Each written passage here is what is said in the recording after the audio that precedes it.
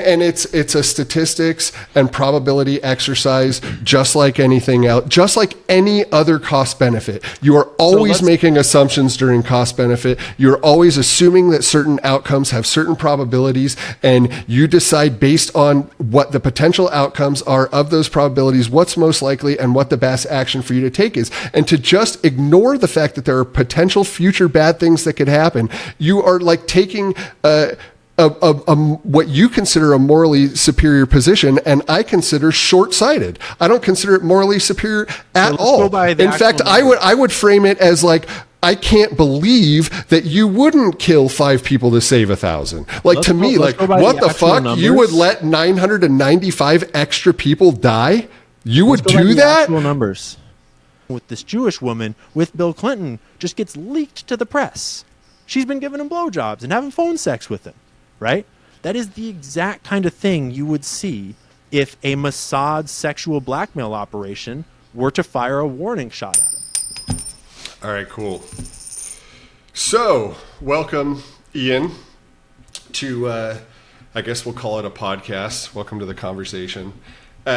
So, I guess we'll just start out with, I'd love to introduce you to my audience. I'd love to learn more about you myself. I think I only recently discovered your content the way I understand it. You blew up on TikTok and are sort of like migrating some of your audience here. But why don't you just start out by telling me, what is Ian's story and how did we get to where we are today?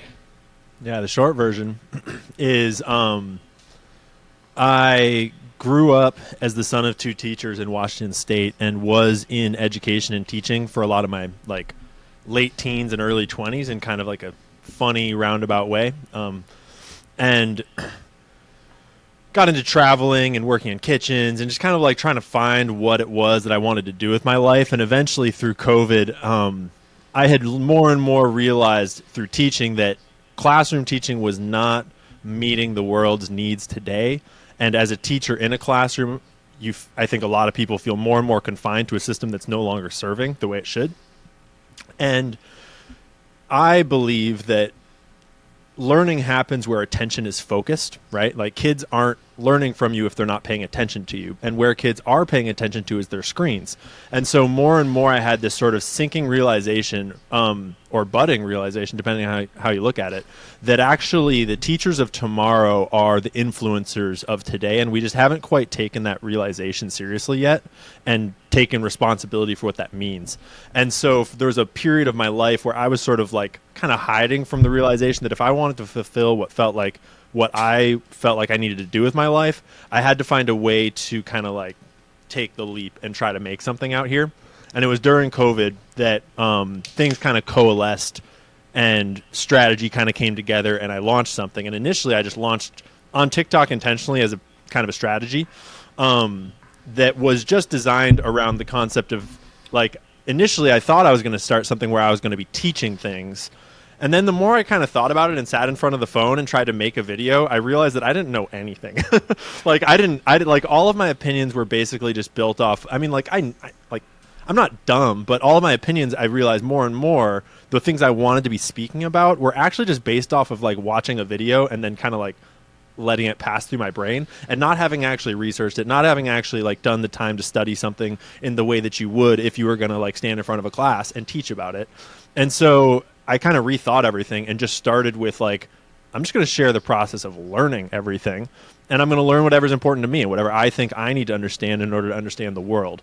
Sort of like the experience of being an uninformed voter or an uninformed citizen that's getting informed. And it hit immediately. And there was some strategy involved in that in the sense of like, I think people respond well to not being proselytized to and instead being sort of like treated as equals. And I think that a lot of things coalesced, a lot of luck, a lot of timing coalesced to me blowing up immediately on TikTok in a huge way. And once I started to kind of like my interest led me towards topics that are more censored on platforms like TikTok, namely the CIA and Jeffrey Epstein. That's when I moved to X, fortunately, and my audience a lot of them moved with me, and then I had a lot of fortune when I came to X. And so my platform has continued to grow really quickly, but it still is sort of based in those same principles of just what do I not understand yet and want to learn about. And sometimes that's like ongoing breaking news, but I try to not get too sucked into breaking news too much, because so much of what I think is important to understand is actually history and, you know, just the way that everything is already structured. So there's sort of this endless learning to do looking backwards, and there's always a constant barrage, especially this year, of stuff coming at us going forward. So that's sort of where I'm at, is I'm in the process of becoming less dumb every day. It's wild, you know, how many stories are breaking this year and how many crazy different things are happening in the world. I'm curious, you know, it's interesting that the topic that's being censored on TikTok for you is Epstein and the CIA, which I would think, you know, the United States government would be much more interested in censoring than the Chinese government responsible for running TikTok. Why do you think it is that those are sensitive topics even on TikTok? Well, the more you look into it, you remember back to the first attempted TikTok ban when they came out with this solution they called Project Texas. Project Texas was like the politicians' apparent answer to the China problem. And what it was is it was an agreement by TikTok that they would move all of their data centers and all of their algorithmic oversight to Texas, under the oversight of Oracle Corporation, which is an American corporation founded by Larry Ellison. And that was instated about a year ago, right around when I got on TikTok. And ever since then, TikTok's data centers have all been in Texas with no communication to China at all. I mean, it's like ByteDance is a Chinese company, but TikTok is actually an American company. And the investment is very complicated. It's not actually like, there was kind of like a drummed up panic, it seems, to create legislative action that gave Oracle, which is very much a CIA company, the more you look at Larry's history and the history of Oracle Corporation, because he was working for the CIA directly on Oracle Project, and then he stopped working for the CIA, and then the next year he founded Oracle Corporation. And then he was contracted with the CIA as his first client, and they proceeded to fund him for like the first 3 years of Oracle's life. He was basically exclusively an intelligence agency contractor. And so that's the company that's overseeing TikTok. And when you look at the censorship that happens on TikTok, it's very clearly CIA-style censorship about CIA-based topics. And I purposely tested it by making videos about Tiananmen Square and about the Uyghur Muslim camps and about all sorts of things that China is super not into talking about. And those videos do amazing. They have hundreds of thousands of views. They're still up to this day. But one wrong mention of American stuff and Epstein stuff and CIA stuff, and it's lights out. So that's the kind of thing that more and more I learned. The more things that I didn't really start out as like an overt conspiracy theorist, so to speak, but the more things I research and the more things I look into, you just start to find that money and power and our modern world has corrupted so many topics that more often than not, there's aspects to truth that you would call a conspiracy theory, but realistically it's just kind of like power and money and corruption. And that's one good example. So you would posit that TikTok is more of a propaganda arm for our own CIA than for anything China related at this point? Yeah, and I would argue that it's not all that different than the way that Instagram and Facebook or old Twitter or YouTube have functioned too.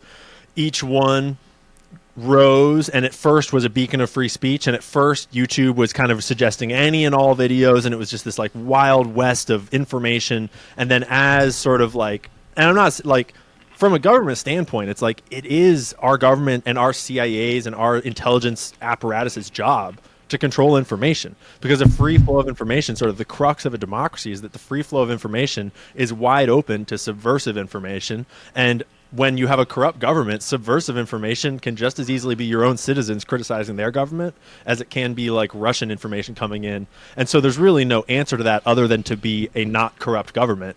And they're not doing great at that. So the next best thing is like, oh shit, YouTube is spreading free information. How can we get our tentacles into that? And they did it pretty quickly, a couple of years. And then Facebook and Instagram, like they found their own angles to sort of get levers of control over all these platforms. And I think by the time TikTok came on the scene, most of the American internet economy and sort of like digital social media space was monopolized enough that no American company could really enter into that space in a big way. But TikTok grew kind of overseas. It became big in a lot of other countries first, and then they opened American TikTok, and it sort of like slipped in. And for a couple years there, TikTok was this beacon of free speech where people were spreading information completely freely. And so I think we saw the same exact pattern. It was just had been a while since we'd seen it, because the last time that happened was, verging on a decade ago. And so watching it in real time now, it just is sort of that same subversive pattern of what's the problem and how can we get our tentacles in to start censoring subversive information to, protect democracy.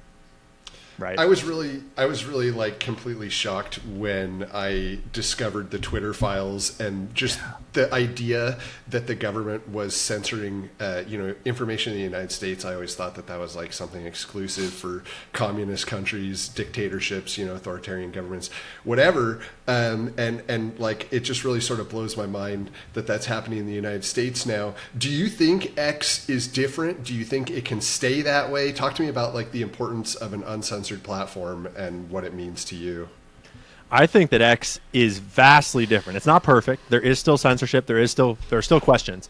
But I think that we didn't really know what free speech on a social media platform really looked like until Elon bought X, is kind of how I feel now. Because I think that we sort of thought we had free speech and we had these social media platforms.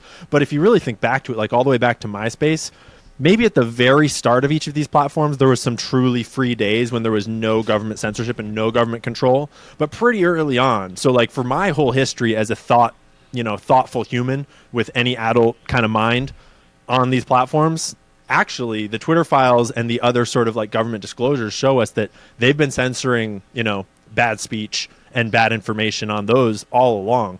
And so there was actually no free speech platform really in America until Elon bought X, is sort of how I feel in a broad way. And so now that he's bought it and we start to see how that has changed the media landscape, now that has changed discussion and culture, like I think there's a lot of growing pains that we're going through right now. And I think it's ultimately very, very good. And I think that this year would be very different if we didn't have it. But it's not perfect. And I think that it's not immune to being, overtaken. There have been monetary attacks on X, like advertiser boycotts. There's been sort of like government attacks on X. Various governments have threatened to arrest Elon Musk. There's all kinds of, people chomping at the bit to get control over it because information is, the base layer of control. So what stories, when you first started researching, when you first started educating yourself, let's like zoom back to that time. What was most interesting to you then, and what were you diving into? And let's start there. Yeah, I started all at BlackRock. I started as a GameStop investor, and I thought that what I was going to do is I thought I was going to bring sort of like all the market corruption that GameStop investors had discovered through the years following GameStop and all the research that they had done on what had happened and what was still happening in the markets. I thought I was just going to make a platform to bring that to everybody. And so I sort of, before I made my first video, I was planning to basically create content about GameStop and financial corruption. But then I realized that actually, like, I need to zoom out because you can't really understand any of that if you don't understand how money works and how the markets work and how just basically like the whole financial system works. And I thought that money controls the world. So I thought that would be like kind of the be all end all of understanding how the world actually works. And to a certain degree it is, to a certain degree money does run the world, and that is a huge aspect of it. But the more I learned about that, it was like, started with ownership of companies, like who owns all these industries? And the answer is always the shareholders, and the biggest shareholders are always BlackRock, Vanguard, and State Street, these big asset managers, these funds. And that kind of leads you to the banks and BlackRock and the banks and BlackRock. And that story kept on repeating. But eventually there was always enough little rabbit holes out that sort of like, there were elements of intelligence agencies and there were elements of crime and there were elements of corruption that sort of led outside of that silo of just financial control over things into deeper and deeper forms of corruption. The more I looked at like various different industries, because, here an executive has been doing shady deals with that other country for organized crime. And here an executive got sued, but then they use this bribery scheme to sort of get. So eventually the financial digging and the BlackRock content gave way to sort of like, I don't understand the CIA thing that's going on here. And that was sort of a big turning point in my content, was realizing, I mean, partially just because it's cool and it's interesting to learn about. Like, and it's like, as a kid, I was like, I thought spies were awesome.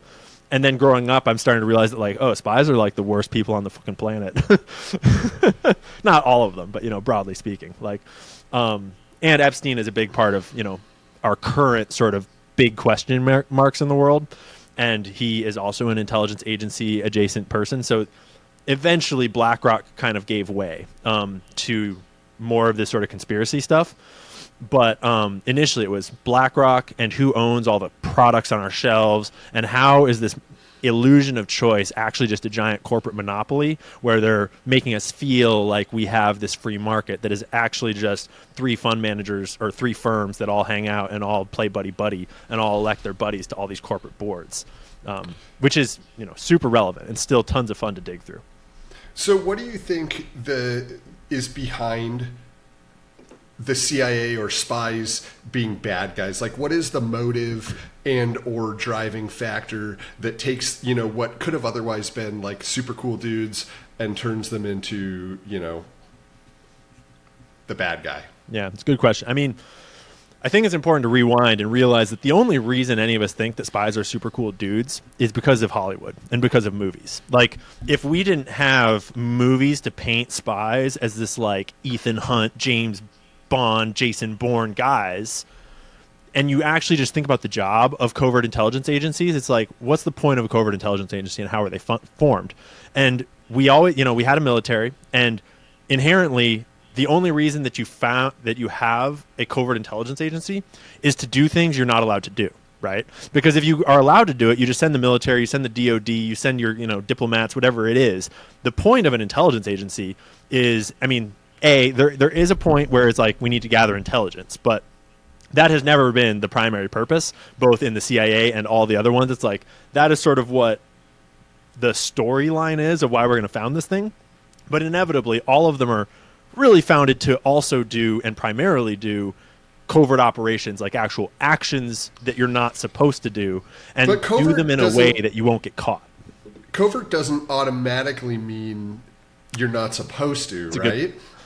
It's kind of a good, I would, maybe. It's a fine line, because the nature of covert means, like, yes, in a warfare situation, there are things you would do secretly that are like okay from your government's perspective, it's okay to do. You just wouldn't want the enemy to know, right?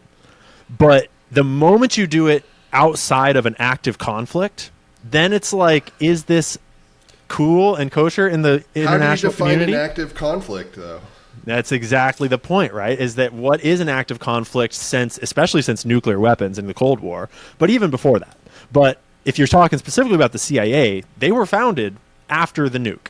And so the CIA is a direct product of the Cold War. And, you know, realistically, in theory, they were founded to target the Soviet Union. But and in an ideal world, they could be used, and they should be used, just for things that are beneficial to our country, that are good for us, that protect us, that keep us safe.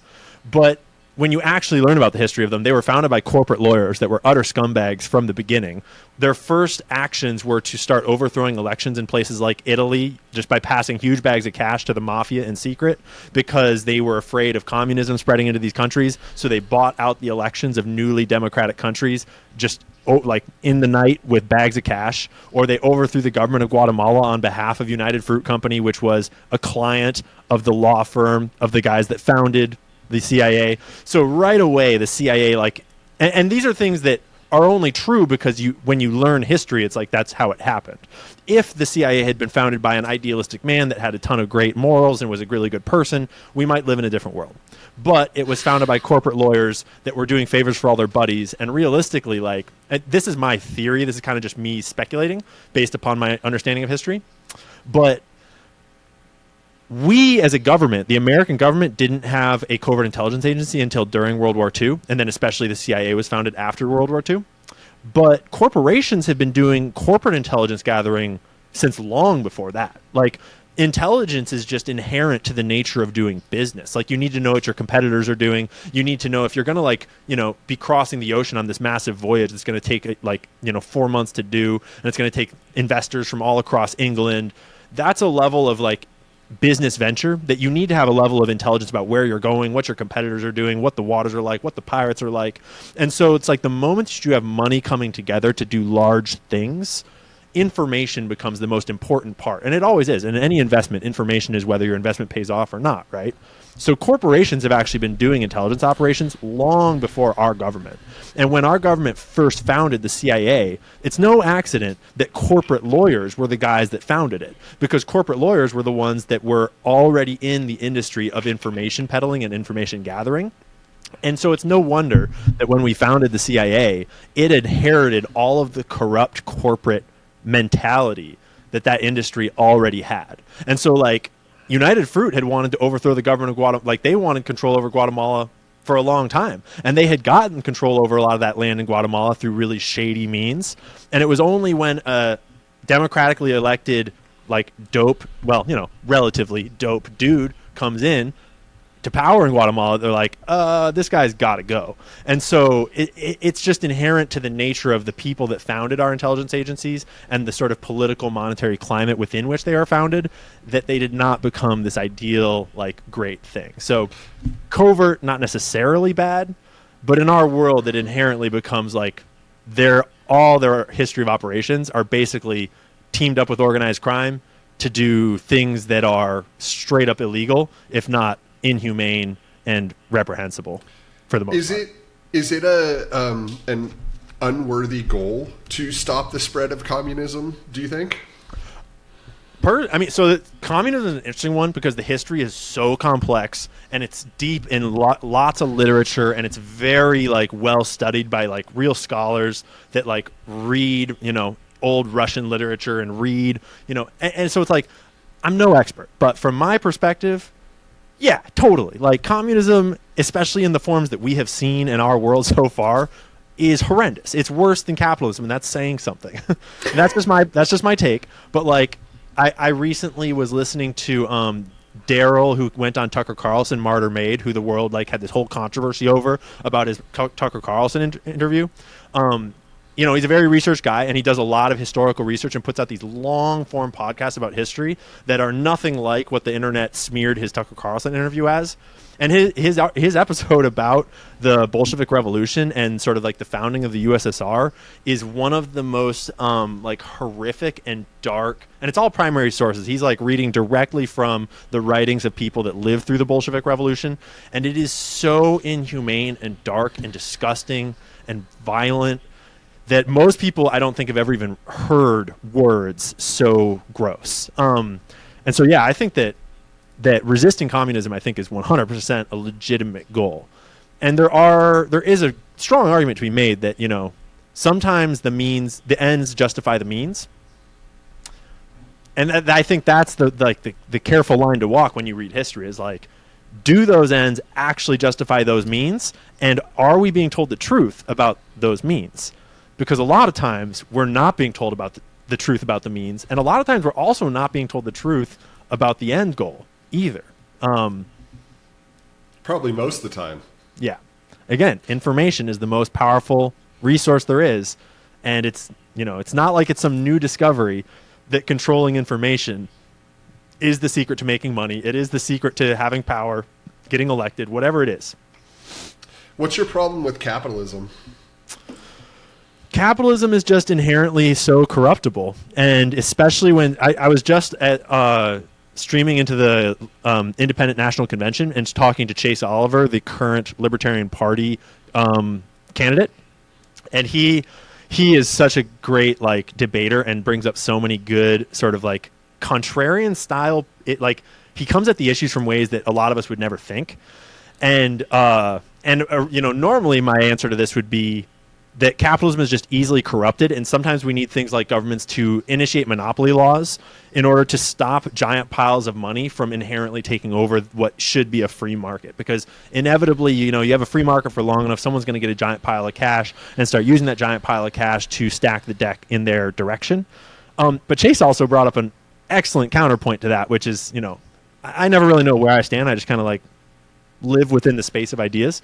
And Chase's take is actually, no, governments have actually funded monopolies by doing things like bank bailouts. It's like too big to fail. That is creating monopolies. Like Amazon is a government funded monopoly. Like almost all of our monopolies in our modern day are actually products of the government tipping the scales in favor of their friends that are paying them kickbacks from their giant piles of money. So I don't know what the cause is, but regardless, the outcome is that capitalism is supposed to be a free market with the same set of rules for all players, and thereby the cream rises to the top. And in an ideal world, I love it.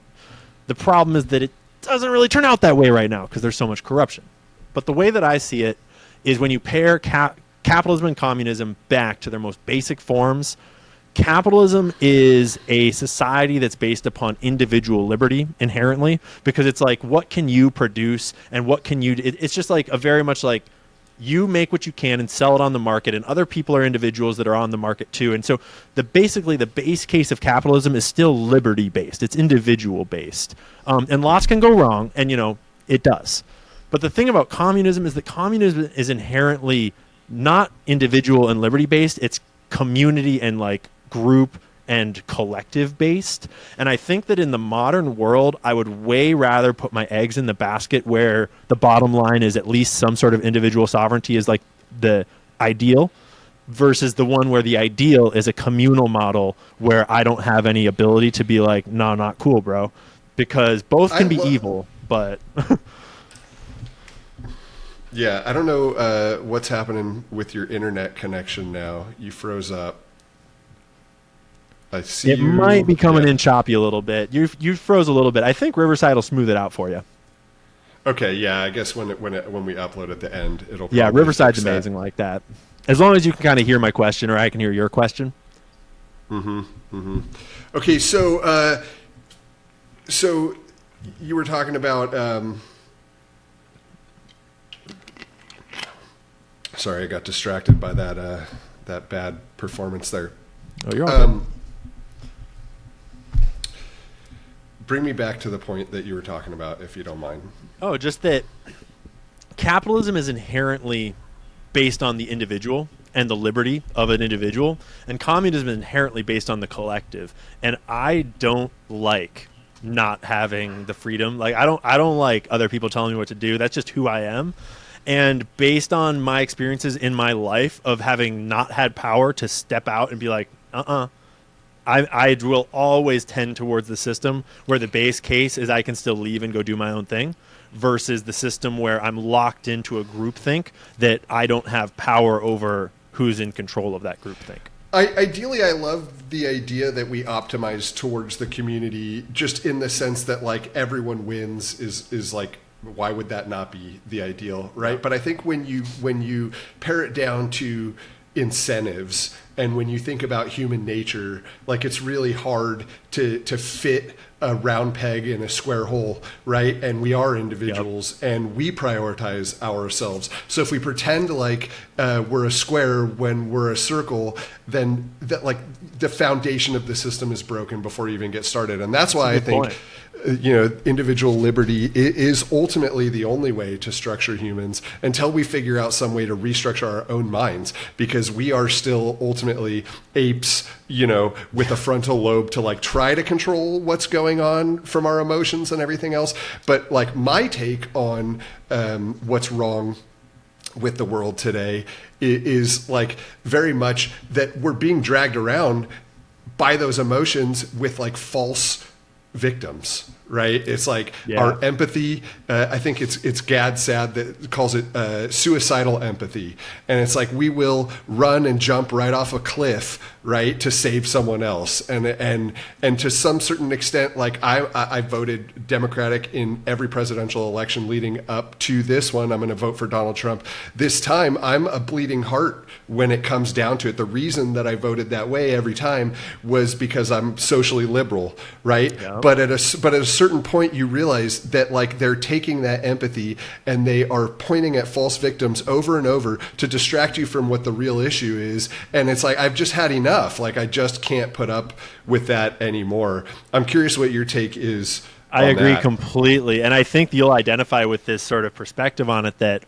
I have the same voting record as you, and I have probably a very similar background. And I think that in the old world where information was centralized, it was coming from newspapers and TV and all that, it was way easier to lock down information and to basically like put the eggs of the establishment, sort of like the mainstream duopoly party, put it in the Republican boat, because that the Republicans were inherently more like pro big business at the time. They were more pro war. And so it was just easier to sort of like I think that the money was always backing both parties for the most part, but the Republican Party gave them an easier avenue straight into war and straight into big business and profits and all that. But I think at a certain point around Obama's presidency and as the internet was emerging, I think they realized that actually in a digital world, it might be better to put our eggs in the like liberal basket, because that is inherently like a group think kind of space. That's inherently like a the greater good kind of space. And these conservatives are hard to control in a free information environment. But if we can just get all the liberals to think in one way, and we can kind of like lead them around by their emotions, by these culture war issues, by this the greater good mindset, as long as we control what the greater good is, we've got war for days. And we've never seen, like, we've seen that obviously in situations like Ukraine, where it's like, as long as you get it framed as Russia is the aggressor and there's no other version of this story and the greater good is to protect democracy at all costs, it's like suddenly the people that were opposed to war and protested war their whole lives are willing to like fly to Ukraine to recruit people to fight for Ukraine, not having any like understanding of this like complexities of the history over there and what's really going on. So I think at a certain point the uniparty switched its like overt side from conservatives and the Republican Party to the Democrats and the liberals because of the digital age. So allow me to try to like fit your worldview in a sentence or two. Yeah, sure. And let me know what you think. So it seems like if I evaluate what you're saying, that you think there are maybe a small group of elites with a lot of money controlling things even as powerful as the CIA, and their purpose is to manipulate the population at large to essentially do their bidding. Is that I'm fair? really glad you framed it and I would disagree, and I would reframe it, but this is like a great exercise in sort of paring down to the point of how this all works, because that's how I think that a lot of people do come to it, and I think that is a flawed take, and I don't think you hold that take at all, and I don't, in the sense that if you look around the world, it's like obviously it's not like 6 dudes are controlling everything. Like I have control over my life, like Larry Fink has control over his life, Larry Ellison has control. Like everyone is an individual sovereign actor, and there are thousands of people in this world with billions of dollars. Like there are thousands of people in this world with huge amounts of power. And even if you had like some circle of 6 guys that like controlled everything, quote unquote, you know that human nature would dictate that the 100 dudes below them would all be vying for power themselves, and they would all be doing backdoor deals themselves to try to get one of those 6 seats. And so just the very nature of humanity would mean that those 6 guys don't control everything, because everyone else would be trying to get those 6 seats. And so the way I see it is not in a simplified, like a few people pull all the strings, but rather that the way that the power and corruption in our world has sort of come to play now, it's a world based upon corruption and money and greed, and the incentive structures incentivize things like corruption and money and greed because the people at the top got there that way and they like it that way. And just as one example, like if you're running a blackmail operation, like a Jeffrey Epstein style operation, you want more people that are growing up in the world to be blackmailable. So you want them to be desiring of power and money and sex and sloth, right? And so there's like the moment that you have people at the top that got there that way, they're incentivized to incentivize people getting to the top that way, because that's, like if suddenly the whole world is righteous, then the sore thumbs stick out all of a sudden. And so we have this world where the incentive structures make it so that powerful people wield a lot of influence, and some of them wield a lot more than others. And I think some of them are teaming up and, collaborating for shared goals. But inevitably, like if we're, trying to start a business together, trying to do a, conspiracy, a business together, then inevitably one of us might be like, I'm not really with these guys anymore. I'm going to go do this other thing. Or they might be like, I'm greedy and I'm going to try to subvert everyone else and get the shares of this company and take it over. Right? It's like everyone's always doing their own thing. But there's always, alliances and people like doing human stuff. And so you inevitably wind up with conspiracies small and big. And some of those are harmless and some of those are nefarious and some of those are deeply evil and everything in between. So it's like in the most simplified form, like sure, in a joking way, I agree with your like kind of pared down version of my worldview. But in reality, I think it's like infinitely more complex. And I think that's the beauty of it all. I think that's kind of the joy of this job of trying to figure out what's going on is how endlessly complex it is. So if it is so endlessly complex and it's not one small group of people, how do you fight it? How do you solve this, corruption problem that we have? The age-old question. And I think that this is part of why I think people gravitate towards the circle of 6 dudes controlling everything answer, because then you can have a simple answer to how do you fix it, right? But when it's complex in its nature, then you inherently need a complex solution. Well, actually, maybe you don't. Because I think that the solution is tragically simple.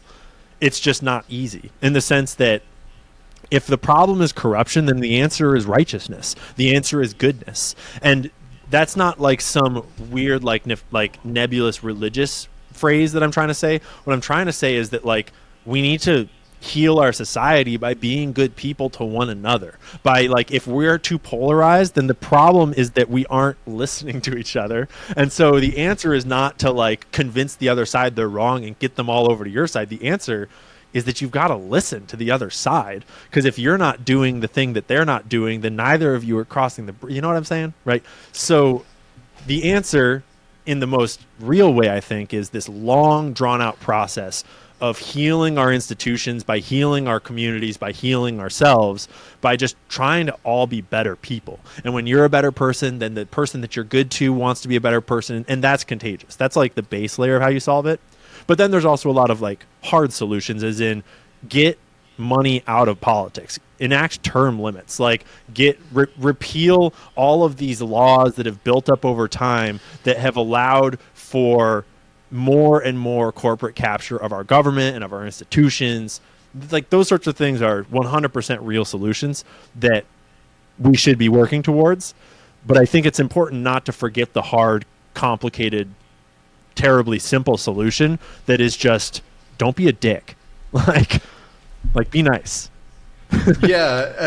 So it seems like the don't be a dick thing, you almost need to systemize it if you want it to become contagious. Is that not religion? Are we like moving towards religion 2.0, re-systemizing this? Do you think that we ought to fall back on some of our old, talk to me about that.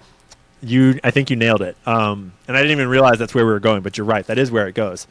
And I think that religions have always played such an important role in humanity. Like, we are inherently animals. Like, we're inherently horrible beings when you take away all the social structure that protects us and you take away all the grocery stores that provide us food. And you actually, like, if you think about if you were returned to not having all your needs met and being surrounded by all these other like creatures and you need to survive, it's like you're going to do some evil shit real fast because survival and your family comes first, right?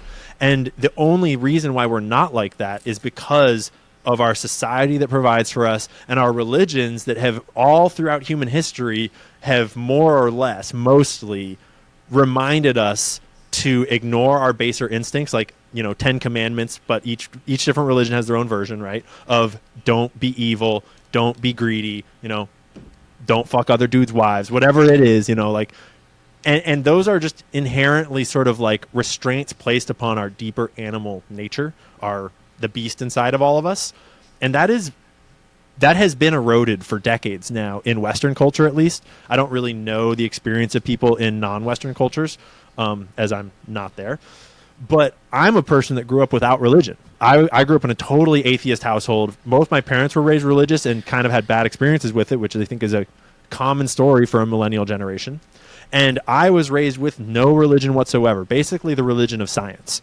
And I think there's good in that, but I feel like my entire life there has been a deep spiritual component missing. And the last 2 years or so has really been an intentional, like, both creation of my own spiritual beliefs and a study of other religious beliefs in order to try to understand what is missing and how do I put that into my life and start to build that framework. Because, yeah, I think people need a structure to help keep us good. And in a bigger picture way, sort of in what we're seeing on the global stage in the internet way, I think we're going through sort of a religious resurgence that is coming with a lot of bigotry, a lot of hatred, a lot of fighting between the various sides that, is very historically, it's how it's always been.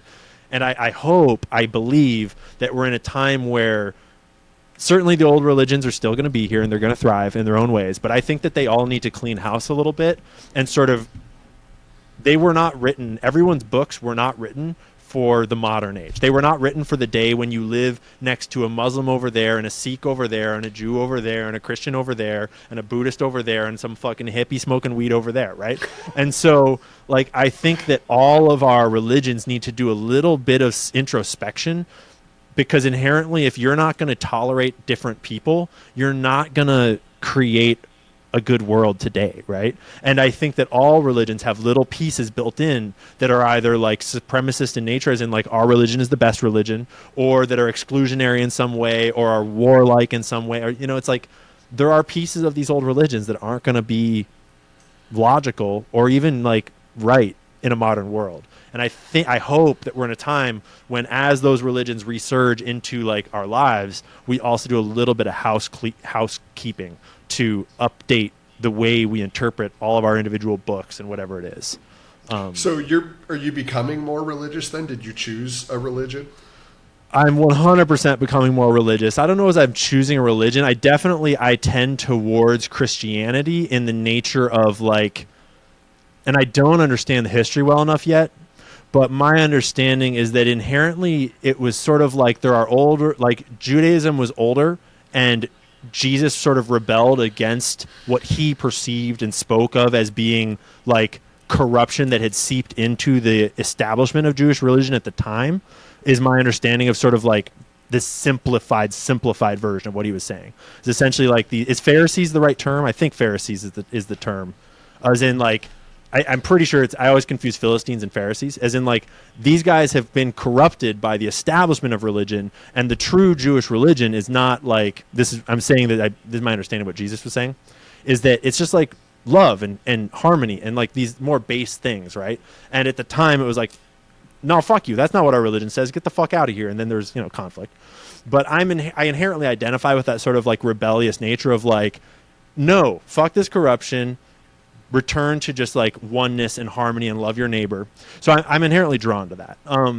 And I also think that I have this other whole side of me, this like religion of science thing, that I don't think is so different than religion than most people think. I think that the further down the science rabbit hole we are collectively going, especially on the other side of the UFO question, I think that science is very quickly re-arriving back at the thing that initially founded all of those religions in the first place.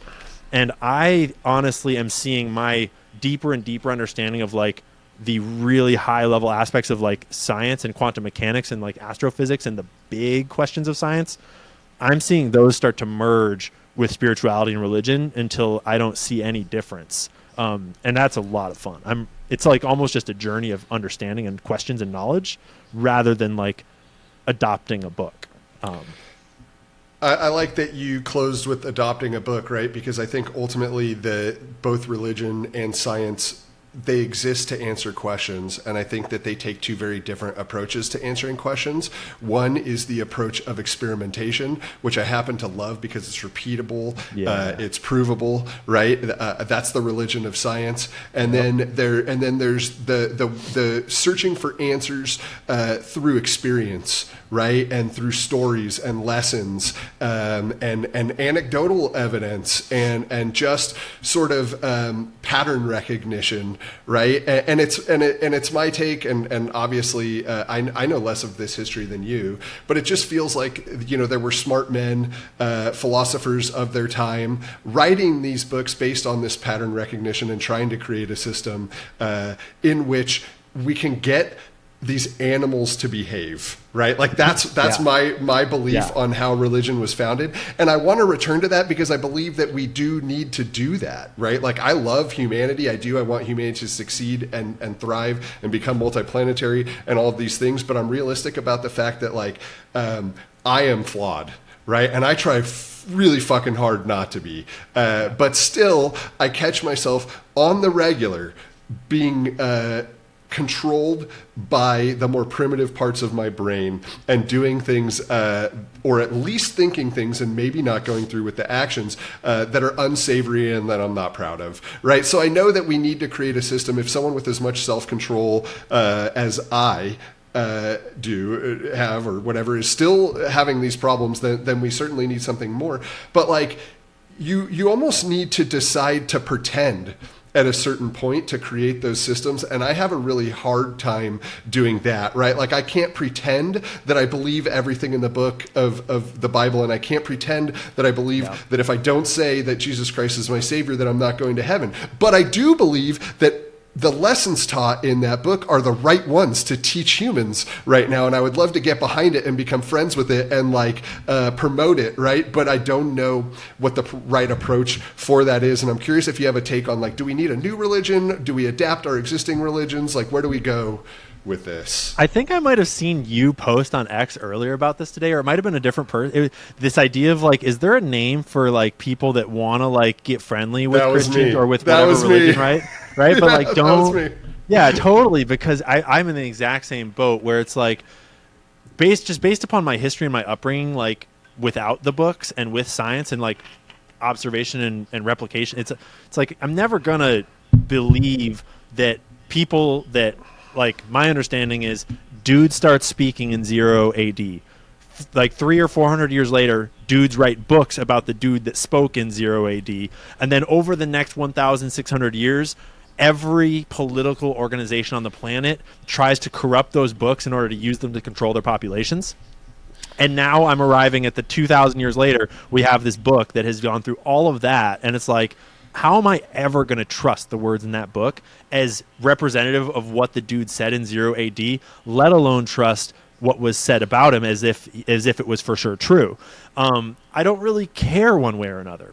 I mean, it's fun to inspect, and it's fun to come to understand and to learn. And as a story, it's extremely valuable, just using Christianity as one example.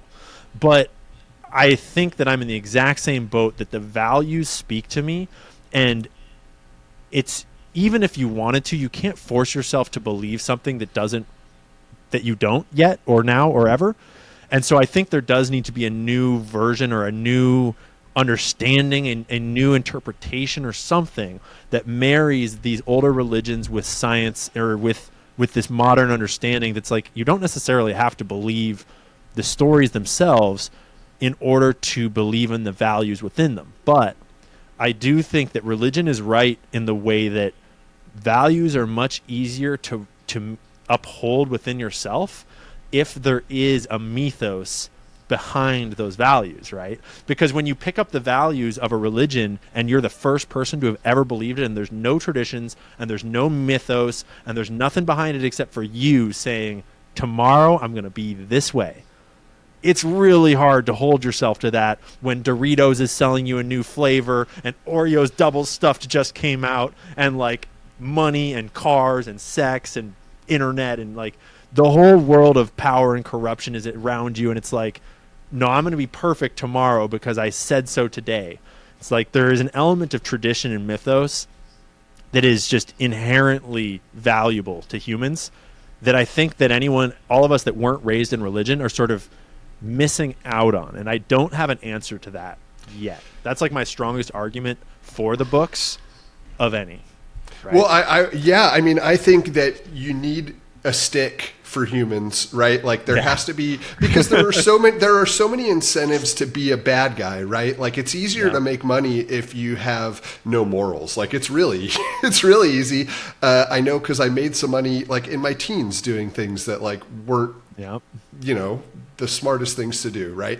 But I learned that that's not the way I want to do it, and at one point I was a professional poker player, and I didn't like the way that I was making money because someone else had to lose for me to win. And over time, I realized that like my stick is that I just want to be able to look in the mirror, right? Like I just want to be a good person, and I want to feel like what I'm doing is having a positive impact on the world. But I think a lot of people, that's not enough. And the way that it worked for them, maybe the reason that Christianity spread the way that it did, is because it's like, if you don't do this, you're going to hell and you're going to fucking burn, right? And then it's like, oh, whoa, maybe I should do it, right? Like I almost feel like you can only instill that fear. It's like called the fear of God, right? You can only instill the fear of God with God or government. And I don't really like government being the one to do that. So like I almost prefer God, but then that becomes its own business and has its own problems. Man, what a tough problem to solve. Let me riff on this real quick, because you just said something that like hit straight through to my soul. And maybe it's just me, but I realized like a month ago that I almost never look myself in the eyes in the mirror. I don't know why, but like growing up, I never did, never have, never really. I've never like stopped and like look myself in the eyes in the mirror and talk to myself. And I think maybe some people do, but I never have. And I realized it was like making a big change in my life, and my life is going through this big like metamorphosis right now. And I was like, and I just stopped and looked myself in the mirror and like started making commitments to myself about the way I wanted my life to be, straight into my own eyes. And it changed everything for me, because I have more and more come to, and maybe Christians are going to hate me for this, but I've come to believe that all of the things about God is all seeing, and God sees everything you do, and God is always judging you, and God will know everything you've ever done at the end of your life. That's a perfect one-for-one analogy to your own inner voice, to your own conscience, to your own, you know everything that you've done, and you can never escape your own conscience. All you can do is ignore it and pretend it's not there, but it is. And the moment that, and I've had that understanding growing for a while, that like God is within us, and God is your own ideal best self that you could be if you lived up to all of your aspirations. That's your own version of like the ideal God of you. But then it was the moment that connected with stopping and looking myself in the eyes in the mirror. And you just use this phrase as like people don't look themselves in the mirror or whatever. And it's like, actually, that is the exact technique that I have started to use to hold myself accountable to God, or to my own God, to myself. Is like, because I've always been really careful about what I say out loud about what I'm going to do, or like the promises I make openly. Because the moment that you start saying you're going to like, oh, I'm a like be a pro snowboarder, like whatever it is you're claiming you're going to do, and then you don't even do it, like pretty soon you develop the identity of someone who doesn't follow through, or someone that doesn't do things, or someone that just lies or whatever, right? And so the process of like taking all of that understanding and flipping it into like, all right, if you're going to look yourself in the eyes, your own highest self in the eyes, in the mirror, and promise yourself something, tell yourself something, that's a powerful form of self-accountability, and I've started to use it intentionally. And I mean, there's a reason why religions have forgiveness built in, because we are flawed. And even if you fail, you still need to get back on that horse, look God back in the eyes, and recommit. But it's a pretty solid it's a pretty solid system that so far has been pretty life-changing for me. It's kind of incredible as you go through life and you learn lessons, how many of those lessons align very directly with the lessons that they try to teach you in religion. And then that's the unfortunate it just takes your thing. whole life to learn them. Right. And even if you had a parent like trying to smack it into your head, right? It's like that may plant the seed, but ultimately you need to go through it yourself before you really learn. But I guess if the seed isn't there, then it's even that much harder to learn, right? Like I'm actually about to move to go and live with a friend and his family, who is like a very Christian family. Like, but this family is like the coolest family I've ever met. And they've got a whole bunch of kids that are this wide range of ages, and they are being raised very, very Christian, but they're such great humans. They're like some of the coolest humans I've ever hung out with. And like we return from the show we were doing, this is like a couple months ago, we returned from the show we were doing, and we walk in, and the I think like 13-year-old son is up at like 11:30 at night, alone in the kitchen reading the Bible, studying, just because he, and not like because he had to, not because, just because that's like felt like the right thing to do, and he'd been working all day and he got home and he wanted to study.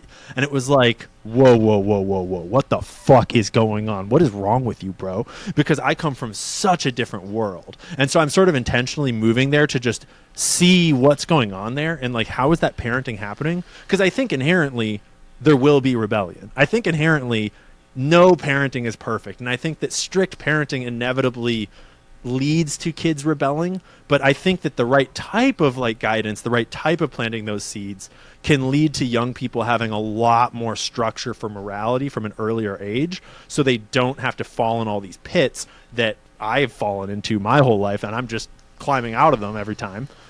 So I'm trying to go learn, because I think there is a balance to be struck between giving young people enough moral structure and enough religious structure, whatever you call it, so that they don't have to learn everything for themselves and like wait until they're 35 in order to start at square one, so to speak. Mm-hmm. Okay, I want to go back to religion, because there's actually like something that you talk about often that offends me, and I think at some point I definitely want to talk about that. But before we get there, you mentioned UFOs. And I'm like totally intrigued by have you done any research on that? Let's talk about UFOs. Ton. I've done a ton of research, and it's hard to distinguish the difference between research and conjecture in UFOs, because there's, maybe it's all made up, maybe it's not. If it isn't made up, if it's real, there's an extremely high probability that there's a ton of disinformation actors in the space trying to obscure what's going on. And so it's like hard to say what's real, but I've done a lot of research, and my current belief is that it's, as we've watched more and more disclosure come out through people like Stephen Greer, through people like David Grush, through congressional hearings, through leaked documents, even down to like people like Tucker Carlson and Alex Jones talking about what they've learned through their sources and their contacts, more and more the conversation is flipped from aliens from outer space coming in spaceships to interdimensional beings that are moving through not the third dimension, some sort of ether or some sort of fourth or fifth dimensional shifting, so to speak. And that is sort of inherently indistinguishable from time travel, probably. And it is also in a lot of ways indistinguishable from what we are told about angels and demons and spirits and all these other stories. Right away. Exactly. And so I am of the mind to believe that I think there's probably more than one thing going on based upon my current understanding. I think there's probably one element of it is future humans that are coming back, if you can even call it back, because I don't think it's linear once you are what they are. I think probably some of them are not from here and are doing, the same type of interdimensional travel to get here. And I think some of them are probably whatever was here long, long ago when things like pyramids were getting built. And I think there's no reason why they wouldn't still be here. And maybe they've literally been here the whole time, or maybe they've just been popping in and out the whole time. But I think that there are a few different phenomenon going on. And I even think that there's an element of our present human physiology that can probably access that to a certain degree through things like meditation, especially through things like astral projection and remote viewing, which the CIA has been funding to the tune of millions and millions and millions of dollars for decades now. Like, the CIA uses remote viewing in an offensive military capacity. And that is a wild rabbit hole to go down. And if you haven't gone down it, dude, do it. And so that indicates to me, like, remote viewing, astral projection is basically, in my mind, a very small jump to whatever these beings are doing crossing into our timeline and what's going on here. So I think that disclosure in a big way is coming within our lifetimes, and I'm super stoked. So, how do you feel about technology? Are you a technology guy? I am a big technology guy, but I wouldn't say I'm like only a technology guy. I would say I try to walk the line between technology and spirituality, and I think that both have, fascinating implications, and I think both play together more than we might like to think. What do you think about like Neuralink, for example? It's really hard to say. I used to think it was like really awesome, and Elon Musk's argument that creating the native environment for AI as the human body was our best chance at not being just annihilated by AI. I used to think that was a very convincing argument, and I still see the validity. I still see that argument, but I'm not convinced that I'm willing to trust my guess that that's real. And like I basically today, as of today, I would never put one in my brain. Not a chance. It's hard for me to imagine any type of change in this world that would convince me to put an implant in my brain. Just now that I know what I know about corruption and about intelligence agencies and about pagers that are made to explode from around the world, right? Like, you're going to tell me I'm going to put something in my brain? It's like, I don't know. I mean, it is an interface to your thoughts. They already have interfaces to your thoughts, though, right? I mean, TikTok and X is an interface to your thoughts, and so is every news channel and whatever. What do you think about AI and its role in evolving, the upcoming years? I mean, I think that the fundamental base layer of this whole conversation about technology is that a lot of people give their opinion about technology as though they had any say in it. And realistically, technology is a naturally evolving process that we are completely powerless to stop. We can shape how it evolves, and we can shape how we interface with it. But like realistically, in a world of 8 billion people, technology is going to do what it does, and it's gonna progress. And the best we can do, it's like the exact same thing. The way I look at it is very similar to the way you raise kids with drugs. It's like, are you going to tell your kids don't do drugs? They're evil. They're going to kill you. Never touch them. And then basically you're leaving them just alone in the world to figure it out for themselves, because that's obviously you've just lied to them. Or are you going to like try to face forwards with them and help them walk through that complicated world as they're going through their teenage years and be like, look, it's complicated, and like maybe you shouldn't do it, but like it's not going to kill you. But like, it's like addressing the nuance is the most, is the best way to do it, even if it's not scary. All drugs are created equal. Exactly. Right? The same of technology, right? It's like, it's going to come one way or another. And so if we try to like pretend like we can save ourselves from AI and not do it, or we pretend like there's no risk, it's like both of those are really stupid takes. It's like nuance and progress. It's coming either way. Just like deal with it. This is the world. And I think it's going to be awesome. I think there's going to be amazing things unlocked, but there's also going to be great tragedies and great evil unlocked too. It's just, that's how, people I think get caught up in this like, oh, we're going to save the world mindset, as if you weren't one of 8 billion people on this massive planet. And it's like the world has always been this infinitely complex time wheel of just things happening, right? And so it's like people have this storybook perspective on the world, when in reality, I think of it much more like a cosmic observer. Like you get this little slot in the human experience and just watch it happen, because it's going to happen either way. And, you can do what you're going to do, but like, you're not going to stop something like AI. I completely agree that you're not going to stop AI. But funny enough, like my headline or my profile for X is "Change the World." That's sort of my mentality, right? Well, so I love the sort of like prismatic. Like, I'm a very psychedelic person in the way I think, and I mean psychedelic in the sense of like many things are true all at once. It's not one way, right? It's like, yeah, you should be trying to save the world. You should do everything you can to make the world a better place. But I think at the exact same time, it's also true that saving the world is relative to your perspective. And what you think is saving the world might be being an evil human to the next person over. And it's like, it's like take everything super seriously and also not seriously at all at once. Is like which is kind of, do you believe there's a not objective good?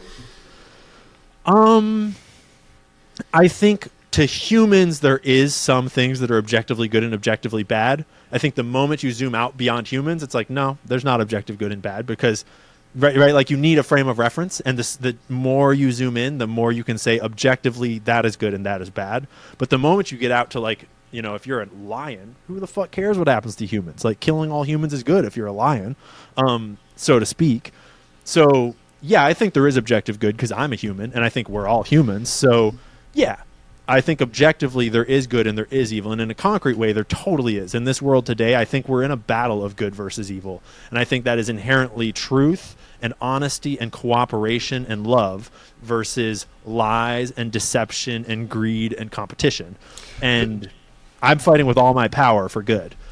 The list you just gave seems like it transcends humans to me. I've always thought that like truth and everything lives within a context, right? And I think that the smaller, more narrow the context, the easier it is to come up with objective truths. And I think the further you zoom out, the fewer objective truths exist. But I think ultimately, like you said, like love and truth, I think that it's hard to argue that those are bad in any instance from my point of view, right? They can be misused, but then it's not truth anymore, right? It's like it's manipulation. I think that for me what's coming clear for me right now that I'm thinking about it is good can be objective all the way up. Love is objectively good all the way up. But I don't know if the same can be true of evil or bad, in the sense that killing can be objectively bad at this level, but then like you zoom out and you're a lion and you need to eat, like is killing evil when you need to eat and you're a lion in the savannah, right? And so it's like, actually, I think evil becomes harder to say is objectively always evil, although there are some things like sadism, like harming for the sake of harming, killing for the sake of killing. I would argue that is objectively always evil. Raping kids is always evil, right? Like there are things that are always 100%. Evil, but I agree with you. Human too. I don't know if animals do that, which is a whole thought experiment in and of itself. Yeah, it's absolutely shocking. But I love when you were speaking earlier about like if we were hungry and we were back in caves or whatever, like ultimately we're evil, right? But it brought me back when you were talking about this because it isn't really evil, right? Like if you're killing to survive because you have to eat, within that context, like we are individuals and we ultimately have to look out for ourselves and our family first. And I think it's important to view all things through that lens and realize that like not everything that looks evil from your perspective actually is evil, right? Yeah. Sometimes it's evil just from your perspective, right? Yep. I think that's the nuance. Yeah, actually, you just elucidated it really well that, like, you go all the way back to cavemen, and actually, no, most things I think in that context, just simply thinking about it, is actually mostly just survival and goodness and, like, tribal, whatever. But I think it's in the middle when societies have been forming throughout our history and you've had societies at war. Like, I think that a lot of people today don't realize, because all we get is, like, the movie of Troy, whatever, like Brad Pitt and this horse and whatever. But realistically, actually, the history of warfare for all of human history has basically been, if you lose, your entire civilization gets raped and maimed and burnt and tortured in the most horrendous ways that modern Americans cannot even begin to conceptualize of the horror of being defeated in warfare for most of human history. And so it's like this middle time when humans had developed society and these massive groups that were ready to do like these ideologically evil things to each other. That's, I think, where you get this objectively evil behavior.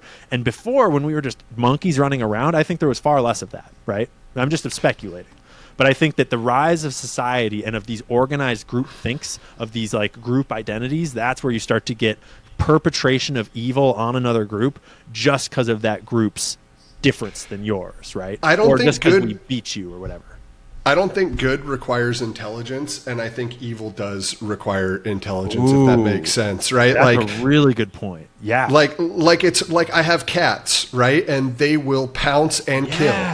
Right? But they're not evil. They're just so cats. True, dude. That is so true. And it actually ties really well into what religion talks about, of like Lucifer and like the devil being like the fruit of knowledge, right? Which is like a complicated statement, but I think that what you've just said elucidates this point really well, of like real evil requires an intelligence behind it. And too much intellect, like for example, science is great, but science, if overdone, often leads to eugenics, and eugenics basically always leads to evil, right? And so let's talk about that. I want to unpack that, right? Because why does science lead to eugenics? Well, science is sort of, and this is obviously, I'm overgeneralizing, but science is inherently like starts at this thing of like, I have a question about how things work and I want to understand how things work. Like, let's learn knowledge, right?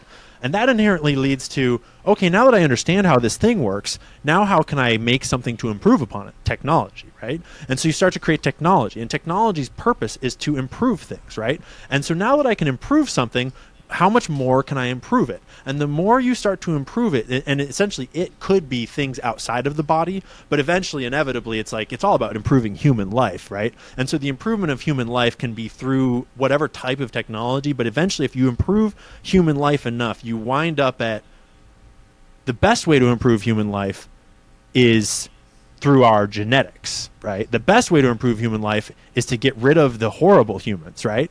And inevitably that can be done in lots of ways. There's lots of avenues at it, but like, wouldn't life be better if only the good people were here? Like, if we were all good people, what if we got rid of the bad people? And you can do that through whatever way, whether it's genetic improvement, whether it's mass extermination, whatever it is. But inevitably science, and it's not that all science leads this way, but there's this huge swath of science that leads directly towards the greater good. Is really, it leads to getting rid of all the bad people. And getting rid of all the bad people inherently is eugenicist, unfortunately. Well, I mean, okay, I understand the argument that you're making, right? Like, there's all sorts of data that is not good necessarily to look at if you're trying to make a case that all humans are equal or whatever, right? And some of that may be crime data, and some of that might be IQ data. There's all sorts of different things that you could kick off controversial conversations with, right? But couldn't you get rid of bad people just by literally punishing bad people like you do? Like, you don't have to get into Minority Report thought crimes, right? You don't have to you don't have to put people into categories and say you are this race, therefore you are more likely to commit crime. You just wait for someone to commit a crime and you actually punish them, right? Like, there is actual repercussions for doing these bad things. And I feel like, it's controversial in its own right, but like, maybe the death penalty is an answer, right? Not if we're going to keep them on death row for 20 years and it costs $20 million, but if like we have beyond any reasonable doubt proof that this is a child rapist, maybe they just need to die, right? And then there's no chance that they are procreating. We're setting an example and all these other things. And like, I don't know, there is no easy answer to all this, but I mean, I would push back a little bit that science ultimately leads to eugenics. Like, I can accept the fact that I belong to a group that has some bad trait, as long as you can accept the fact that like I am a member of that group, I am not that group, and just because as a whole that group has that trait does not mean that I do, right? And I can hold that as a deep truth and be like totally fine, with folks from any group, because I have the understanding that once they cross a certain line, they're going to be punished for it or whatever. Like, what's your take I agree on that? Completely. And I think that the distinction I would draw on what I'm trying to say is that you have stopped at a logical line of like reasonable science, right? As in, like, science helps us so many ways, but you don't need to like take it so far as to say that if you don't have an IQ of 120, you get killed. Duh. Because that's obvious. But science is an inherently optimizing mindset, right? Like, the mentality of science is how can we understand things better, make things better, build things better, improve, right? And if you get caught in the religion of that optimization and you take it to its fullest extreme, the fullest extreme of science, I'm saying like the very end of the road, if you go off the cliff of science at the end of optimization, the end of optimization is inherently like, I'm sorry, you're born with Down syndrome, you don't get to reproduce. I'm sorry, you're born with X and such problem, you don't get to reproduce, because a reasonable person would stop short of that. Exactly. Like, a reasonable person stops short of that and is not making these like genetic changes to our lineage. But people that are unreasonable, like Bill Gates is dangerously close to it, as just one example in our modern world, as someone that kind of slips under the radar. But there's lots of examples throughout history of people that take that perspective of science and how can we improve the human experience and the human gene pool and just the human species in the long run, and they run with it so far that it becomes eugenics and not science. That's what I'm trying to say. Yeah, because science is the process of understanding. You don't actually do anything once you understand. You do things to understand, right? That's science. And I believe strongly that isn't bad, right? Yeah, maybe but you could say like it's more then you like create a technology is the religion. category we're talking about. You create a religion on top of it. Well, I think technology is the same thing, right? Like I am generally of the opinion on all things that you don't blame the tool, right? Because like we are humans, and like if you take away my gun, then I'll use a knife, and if you take away my knife, I'll use a bat, and if you take away my bat, then I'll use something else, right? It's like I'm going to find the best tool that I can to do the job, and I'm going to do it. But ultimately, it's the person performing that task that has all the agency, right? The tool has no agency. Yeah. I think I see where you're going here, is that you're suggesting that maybe the what I'm talking about is ending in eugenicism is not actually the science. It's actually when it becomes like, when it's actually like religious ideology, not like classical religion, right? But it's when your ideology of improvement goes way beyond what science is, which is this process of inquiry, and it goes into this like religious fervor of improvement. Is that what you're kind of? That's exactly right. Because I mean, like science is often used to improve, but the purpose of science isn't to improve. The purpose of science is to understand, right? It's like, I want to tell you that this is true, and these are the experiments that I'm going to set up and perform in order to understand that it's true. But then once you reach that point, there's like this next level of what am I going to do with it? And that's not science anymore. That's actually probably business, right? It's now that I have this information, like back to the very beginning of this conversation, now that I have this new information, how am I going to leverage that information to do something better? And sometimes the right answer might be, I'm not going to do a damn thing with it, right? I'm just going to know it. And other times there may be some like really, like you figure out that germs exist and that's how people get sick. Well, then you want to start washing your hands, right? There's definitely an action that should be taken as a result of the inquiry into how does this thing work. We figured out, okay, yeah, like germs exist, and like now we're going to take action. So I think science itself is almost like, I mean, we talked about it before as a religion, right? But and religions, like the ideas are good, almost universally good, right? It's the application of those ideas that often becomes when bad. Taken to extremes, almost always not good, right? Right. It's like it's actually more like a manipulation than to an extreme. And from my point of view, it's like I'm going to take this text, whether it's the Bible or something else, and I'm going to pretend like what I'm actually trying to get you to accomplish is because of something from that, but I'm actually just using that to get you to do this other thing that I want. And that's when it gets evil. It's like when you're like, manipulation is the root of all evil, right? Very well said. Yeah. And that's why that comes truth back to intelligence, dude. Yeah, that's why you have to be intelligent to be evil, I think, is because it requires a level of manipulation, a level of using the truth in a way that is not true, right? And that's why, to me, truth is the ultimate good. There is no arguing with truth, right? And science reveals truth. There are contexts that truth lives in, but I think the corruption of that truth is like you keep it in a context where it was true, you corrupt it so that you can use it for something else, and now you've got evil. Like that is the bad stuff, right? It's a perfect description of what's happening right now in our world too. So okay. Before we get into anti-Semitism, which is like a topic that I've been like sort of delaying on this call the whole time, I want to talk about one more thing. You piss people off, right?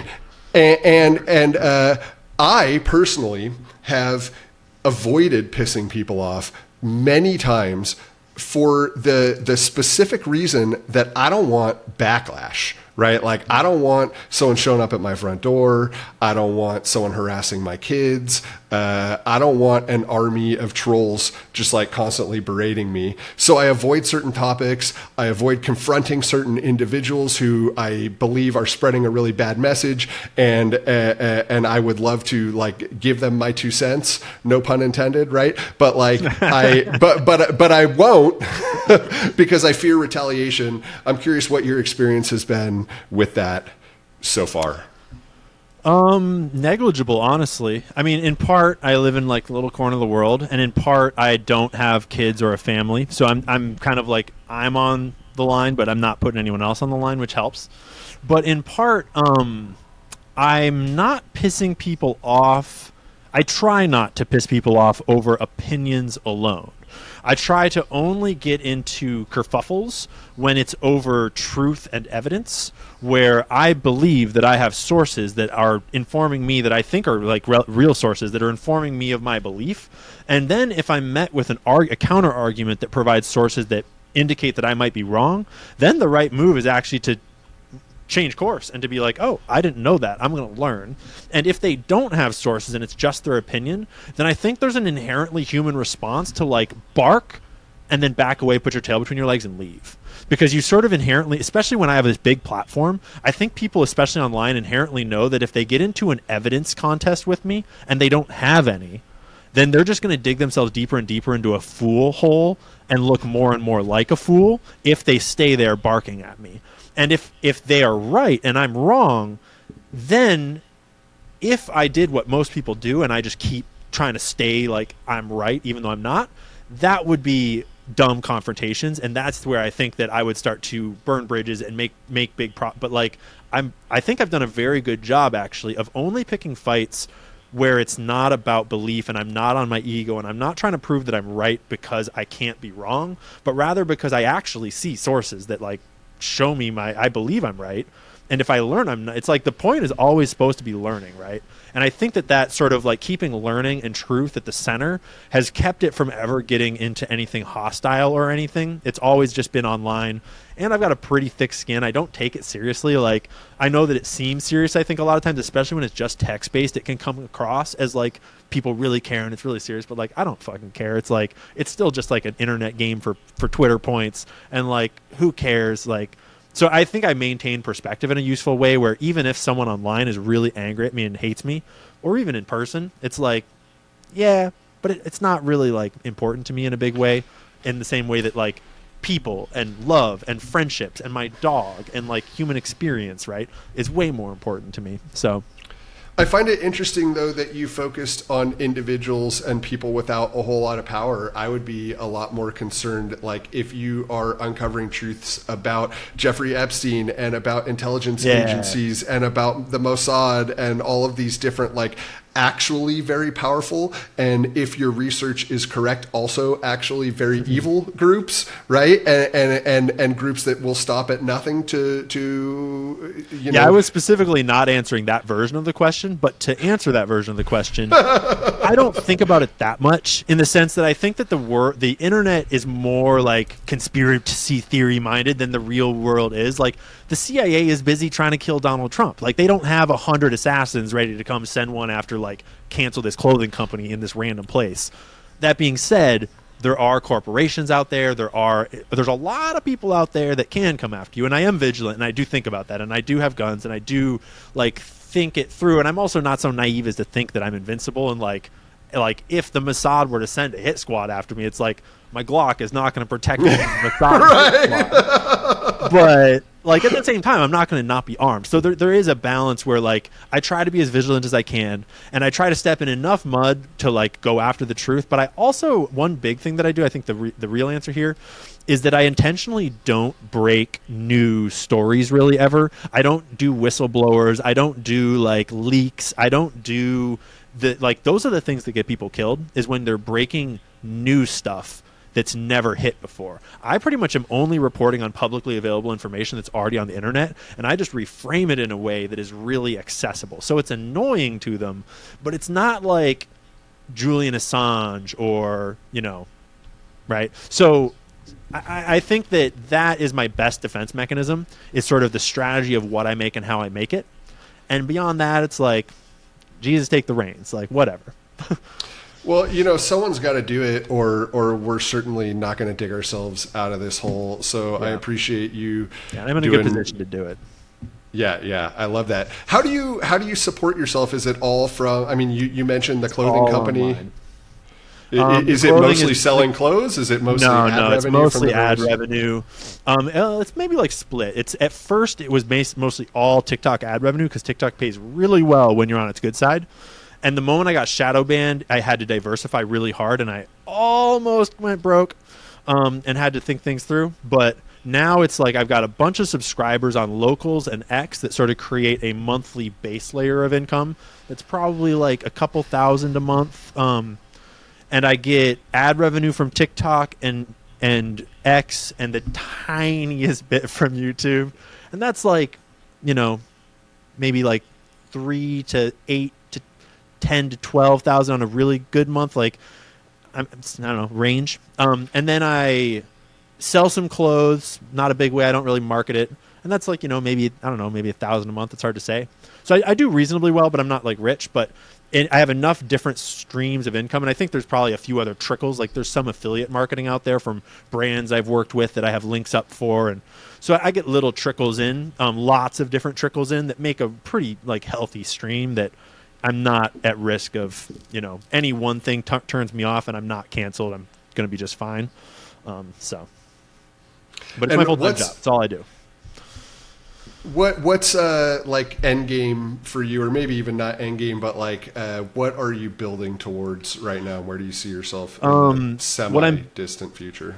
What I'm building towards right now is I think that my skill set and my media and the way that my story has unfolded before my audience all lends itself to the best path right now, being sort of the like public figure path of like a Joe Rogan, a Tucker Carlson, a Jimmy Dore, just like those guys that are like their own thing. They're not like a part of a network. They're not like in that show. They're not like, I don't really want to be affiliated with like I'm a reporter that's in that show. I want to just do my own thing. And I don't need to achieve any level of fame or money along the way. I want to establish myself enough that I'm A, uncancelable, and B, financially stable enough to keep going long enough to make enough of an impact, because the long range goal, the like 10 to 30 year plan, is I want to revolutionize the education system. And that's the real goal here, is like first get into the social media space and this ecosystem where it is now. And then, if you notice, I'm kind of modeling what I'm trying to do in the future a little bit now, where I'm sort of modeling learning and teaching and learning and teaching.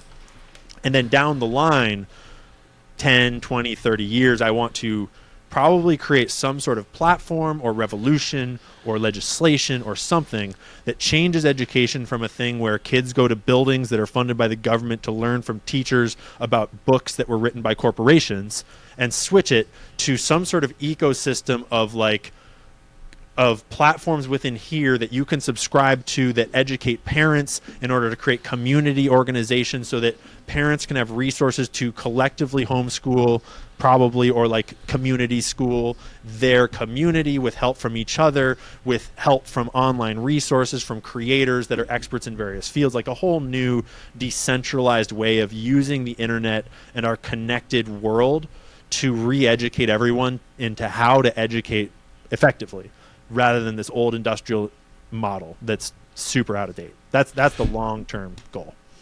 For the longest time, until they made it so that pin posts had like algorithmic boosts, my pin post was my origin story, and it talks about how my grandpa used to ask anyone who was in the room, like, would you rather take a penny today and I'll double it every day for the next 30 days, or I'll give you $1 million today and you can walk away, right? Yeah. And like the natural sort of answer for most people is like, well, obviously I'll take $1 million today, right? But it went on over the course of the thread to talk about what my goal was, which was exactly the same as yours. It is to ultimately change education. I was at the time planning on doing it from like a technological approach, and the trajectory of my account, sort of went off rails when Elon followed me, and I started to take it a lot more serious. And instead of it being like the secondary thing, and then I was going to work on education, and it became the main thing, and sort of a story like what you're talking about, where it's like, I'll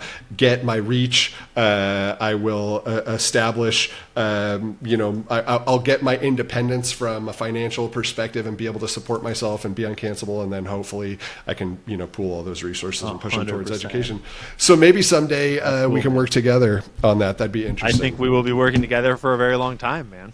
I think we're sort of in this inherent revolution where we all feel what's needed, right? And a lot of us are coming to these same conclusions from our own unique angles. And that's just the nature of our time. And I think that that momentum will naturally build where all of us that are starting to recognize that problem and feel like we have a version of a contribution to the solution, we're all naturally going to be this rolling wave carrying our community, our world into the new, because education is everything. Everyone and everything is education. We all have to go to school. All of us are going to have kids. Well, you know, a lot of us are going to have kids, hopefully as many of us as possible.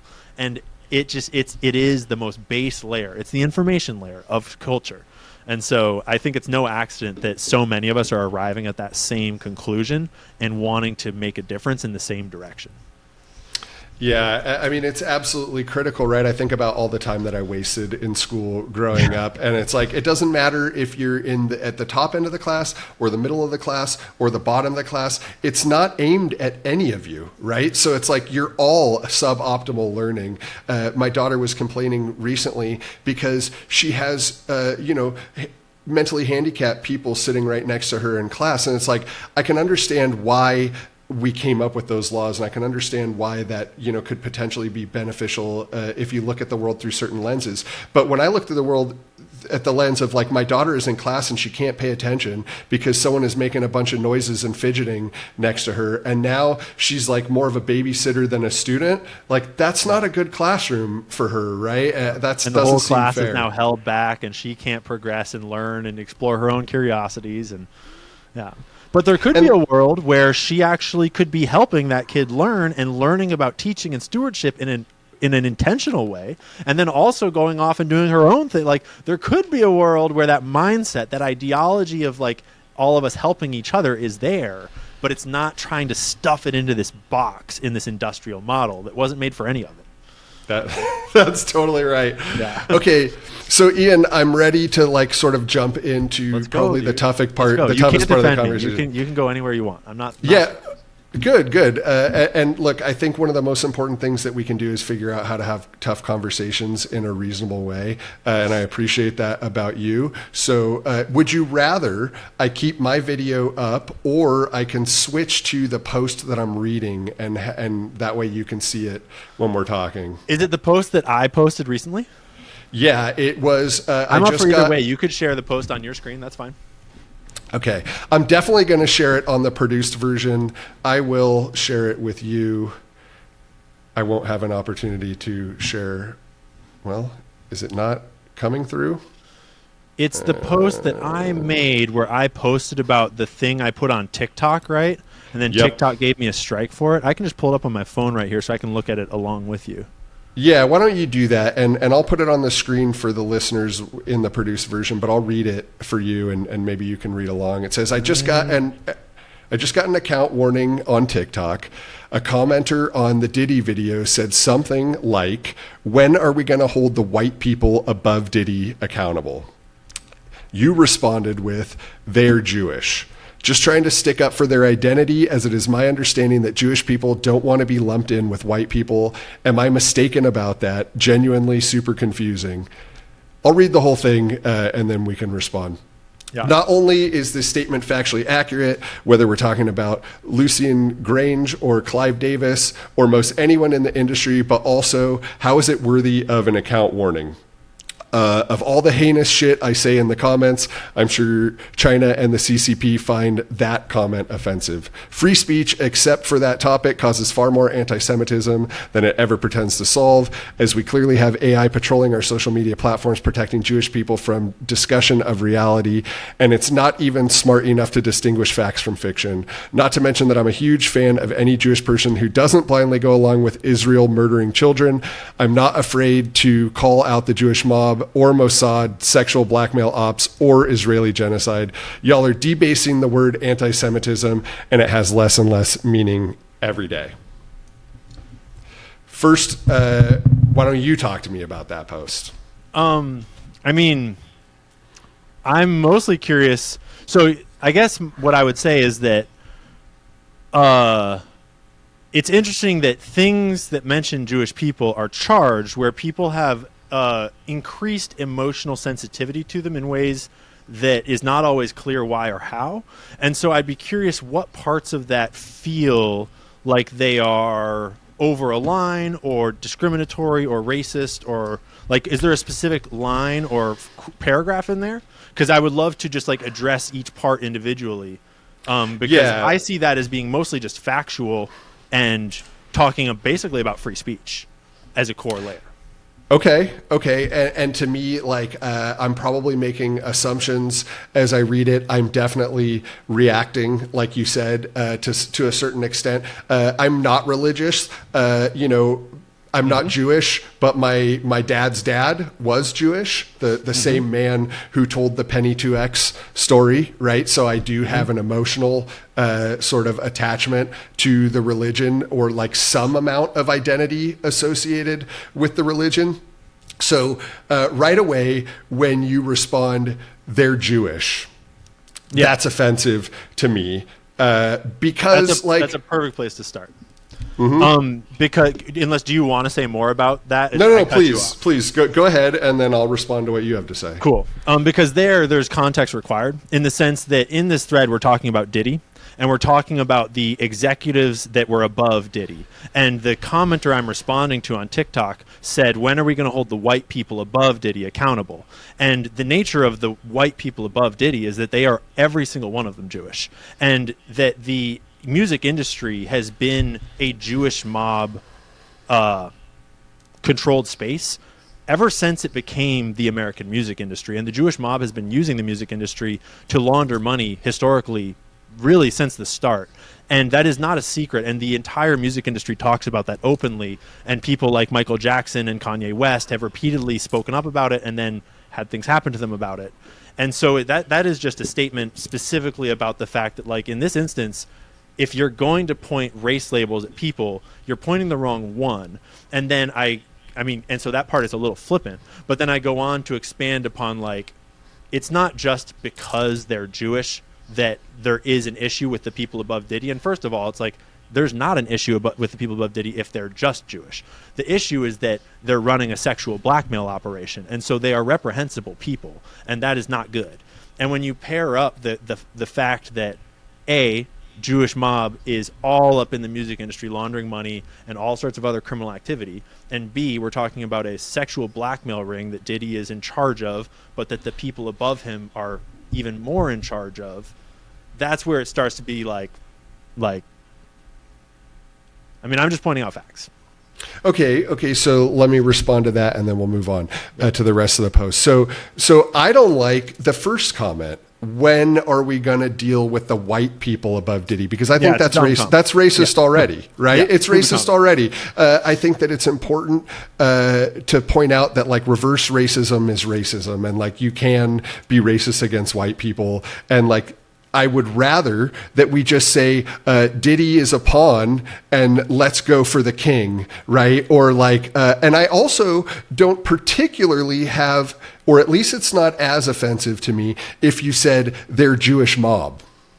But the fact that you say they're Jewish, right? It's like, intentional or not, there is an association with the religion, and it's a association with everyone who holds that religion as part of their identity, whether or not they're involved, right? So, like, I would say that if you are going to name a group, you should always be as specific with that group name as you can. And that's the same problem that the first commenter made, because they said the white people above Diddy, but they could have just said the people above Diddy, because actually white people is confusing, even if it's true, because there are way more white people not involved than there are involved. You could just as easily say the humans above Diddy, and it's like, yeah, they're all humans. Yeah, well, we're all fucking humans. And there's a lot of humans that aren't involved, right? So, like, there's a lot of Jewish people that aren't involved. That's much less true if you say the Jewish mob, because then probably most of the Jewish mob is either indirectly or directly involved.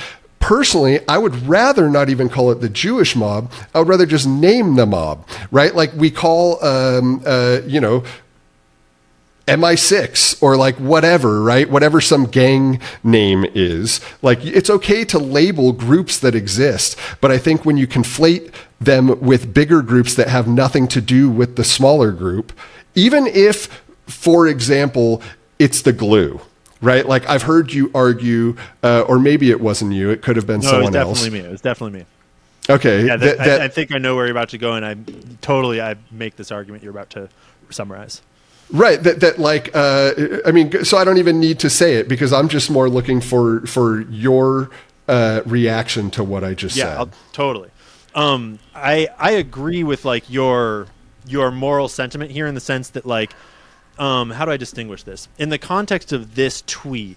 Outside of the context of the TikTok thread and the comment where it originally was, yeah, you're totally right that it would be more culturally sensitive and sort of like aware and intelligent in like the bigger picture of things. It would be better to say they are Jewish mobsters or they are Jewish mob. Although technically I don't actually have any proof that they're mob. That would actually start to be speculation. I do have proof that they're Jewish, and then based on patterns in history, I presume that mob influence plays a big role in why all of them are.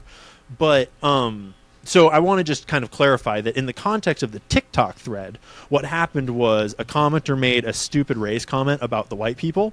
And so I matched their energy and made a stupid race comment back to them that was the actual truth is like, actually, no, if you want to be stupid and racist about it, they're actually Jewish. They're not white. But then in the context of this post, because sometimes I'm flippant. Like that's kind of flippant, but it's also true. It's like, sue me. I don't know. And I could always be more sensitive, but I'm not too stressed about that TikTok comment because it's like the way TikTok comments are is it's like a feed of thousands of comments. And so realistically, it's like 10 people are going to see it, maybe. But in this X thread, I mean, I'm not going to alter what happened because what happened is that I have said some heinous shit on TikTok comments. I've said all kinds of shit, and I've never once seen this warning feature. And then all of a sudden I get an account warning where my account is now like, my reach is reduced and my account gets this big warning. I get this message that comment, just the words, they're Jewish, violates their terms and is deserving of a warning and like essentially censorship because it's reducing my reach and it's reducing my income. And so suddenly I'm not here to post on X about the Jewish thing at all. That's just a reporting of the facts of what triggered the event. The event I'm actually reporting on is the fact that we literally have AI censorship bots running through all of our social media platforms looking for people that are saying the words they're Jewish and then punishing those people for doing that when they don't do that for any other religion or any other race. And that is really big in its implications if you really stop and think about the implications of that, because yes, anti-Semitism has done some horrific things throughout history, and like the Holocaust, there was horrific things that happened during that. There's horrific things that happened long before that, and there's also horrific things that have happened to like Christians during the Bolshevik Revolution and Arabs in the Arab world. It's like lots of horror in this world. But the fact that it is singularly AIs are currently roaming our social media platforms to censor, and this is not unique to TikTok. I've just never seen it on TikTok this way in the comments. And so this whole post is basically pointing out that like, holy shit, the AI is weaponized on behalf of a singular group in a very unique way that is really big in its implications if you stop and start to think about what that means, because the power in order to amplify, like in order to put that into place and to do that, that's huge to be able to get TikTok to do that. And then I make a joke about how clearly it's not China that is doing that, because China would not be censoring Jewish right? And so that's kind of a joke there. But the other thing that I would briefly comment on that you were saying about the mob is like you would prefer that it be that we just say like just the mob versus like naming the Jewish mob. I would argue that that does a huge disservice to history and to understanding of what's going on out here, because I don't think you would feel that way if I said the Italian mafia, although there is also an Irish mafia, and those are distinctly different, right? Those are not the same organization at all whatsoever, and they have worked together. But if you were to try to if you were to put those two organizations into the same room and say all of you guys work together as though you're the one thing, you would immediately get the Irish and the Italians grouping back up into the Irish and the Italians. And in the exact same way, the Jewish mob very much worked as a unit because they were Jewish, and they founded Israel because they were Jewish, and they helped fund the founding of Israel and arm them with weapons because they were Jewish, and they those relationships are because of their race and their ethnicity, right? And I do actually still prefer that you don't necessarily name, whether, like, I am sensitive to Jewish, right? But I actually have the same opinion whether you say Italian or any other group of people. Like, I generally just think I would rather not go there. I definitely understand your point, right? Because it is the glue, and that's exactly where I was going with the glue, and it was the exact same Italian mafia story that I was going to talk about. And I can appreciate that it's important to point out, like, how these people are connected potentially, or at least to understand that there is some like deeper motivation there's one more behind layer it. to it too that I might mention if when you're done. Yeah, go ahead. No, go ahead. So in the sense that I get a lot of comments actually from like pretty educated individuals that I was surprised to get these comments from, of like, oh, I didn't actually realize there was a difference between the mob and the mafia. A lot of people think that the words mob and mafia mean the same thing, because a lot of people actually don't know that there was a Jewish mob.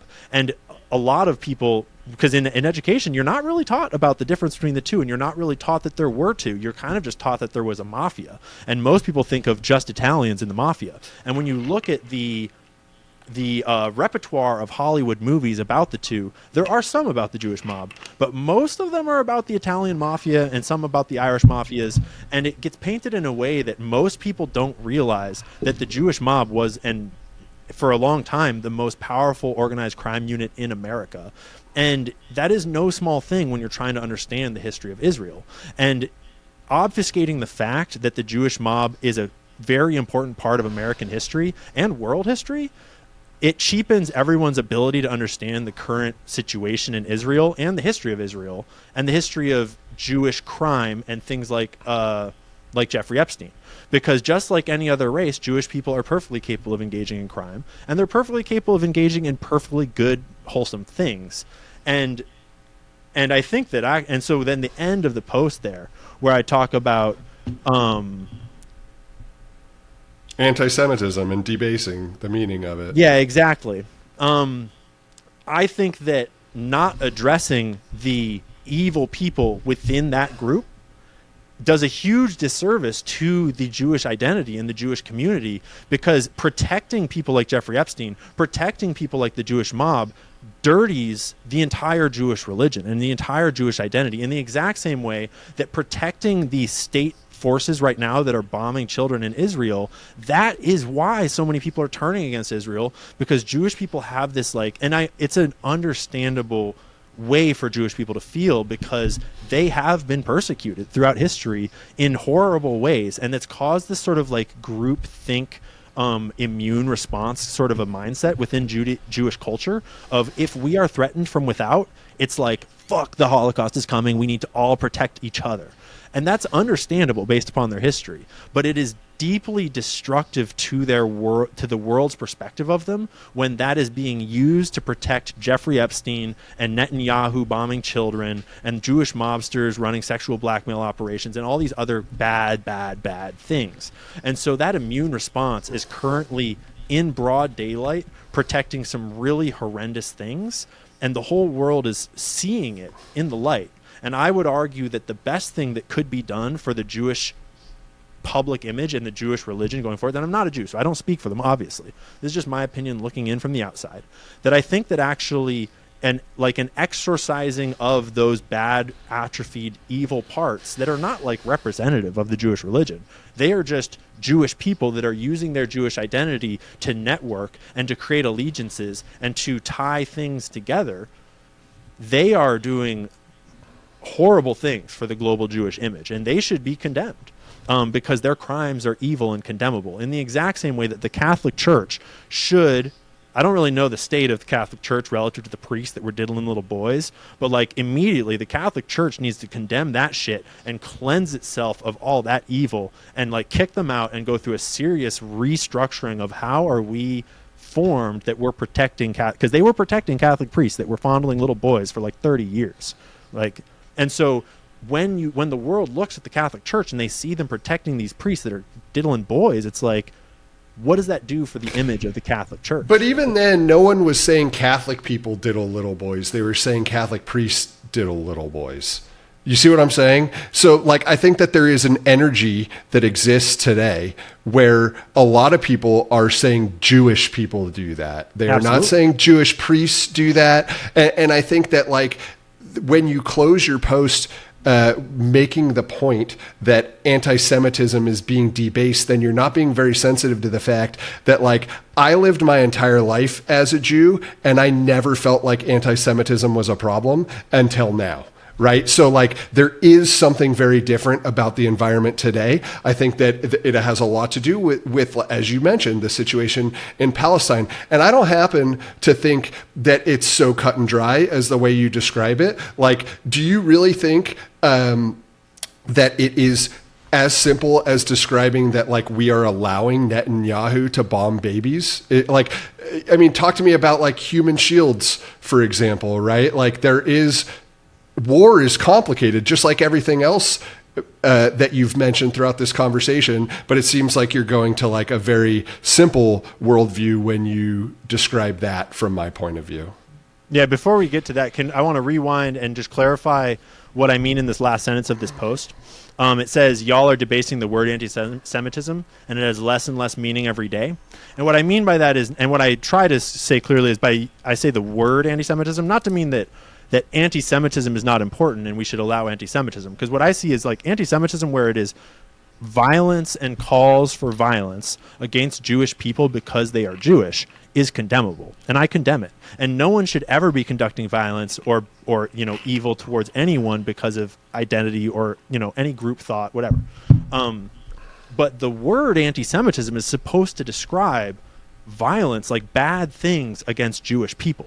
But now, like, we have a law in the United States of America where it is like the anti-Semitism bill that just got passed, where if you criticize the government of Israel, if a college allows college students to criticize the government of Israel, then that college loses its federal funding, because that is anti-Semitic to criticize the government of Israel, right? And that's just one example. Like, on the internet, I get called anti-Semitic all the time for things that have nothing to do with calling for violence towards Jewish people.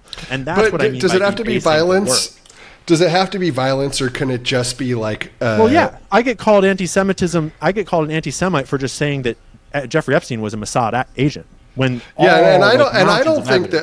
I don't think that that's anti-Semitic at all. Right? Exactly. But I do think when people call that anti-Semitic, they are debasing the word, because the word should be reserved for when actual anti-Semitism occurs, right? But that's a battle that you are choosing to fight, meaning that you think that it's more important that we don't debase anti-Semitism by saying that something is anti-Semitic that isn't, than us paying attention to the fact that there actually are a growing number of people who really do hate Jews right now and really do blame Jews for a lot of things that maybe some Jews, like, I'm open to the fact that even they are, like, the primary contributors to a lot of these problems, right? But again, I didn't do a fucking thing. And I know, and I grew up with a lot of Jews. The area that I grew up in, definitely it was popular, right? And none of them did a damn thing either. And, like, in your comments, you're saying they're Jewish, and other people are doing the same thing. And look, I don't think that you're anti-Semitic. I've had a great conversation with you, and you seem to be a very reasonable thinker. But I do believe that there are people with big platforms, even people that you interact with, who hate Jews. Yeah, totally. And they don't just hate the Mossad, and they don't just hate Jeffrey Epstein. They hate Jews. Yeah, that's absolutely.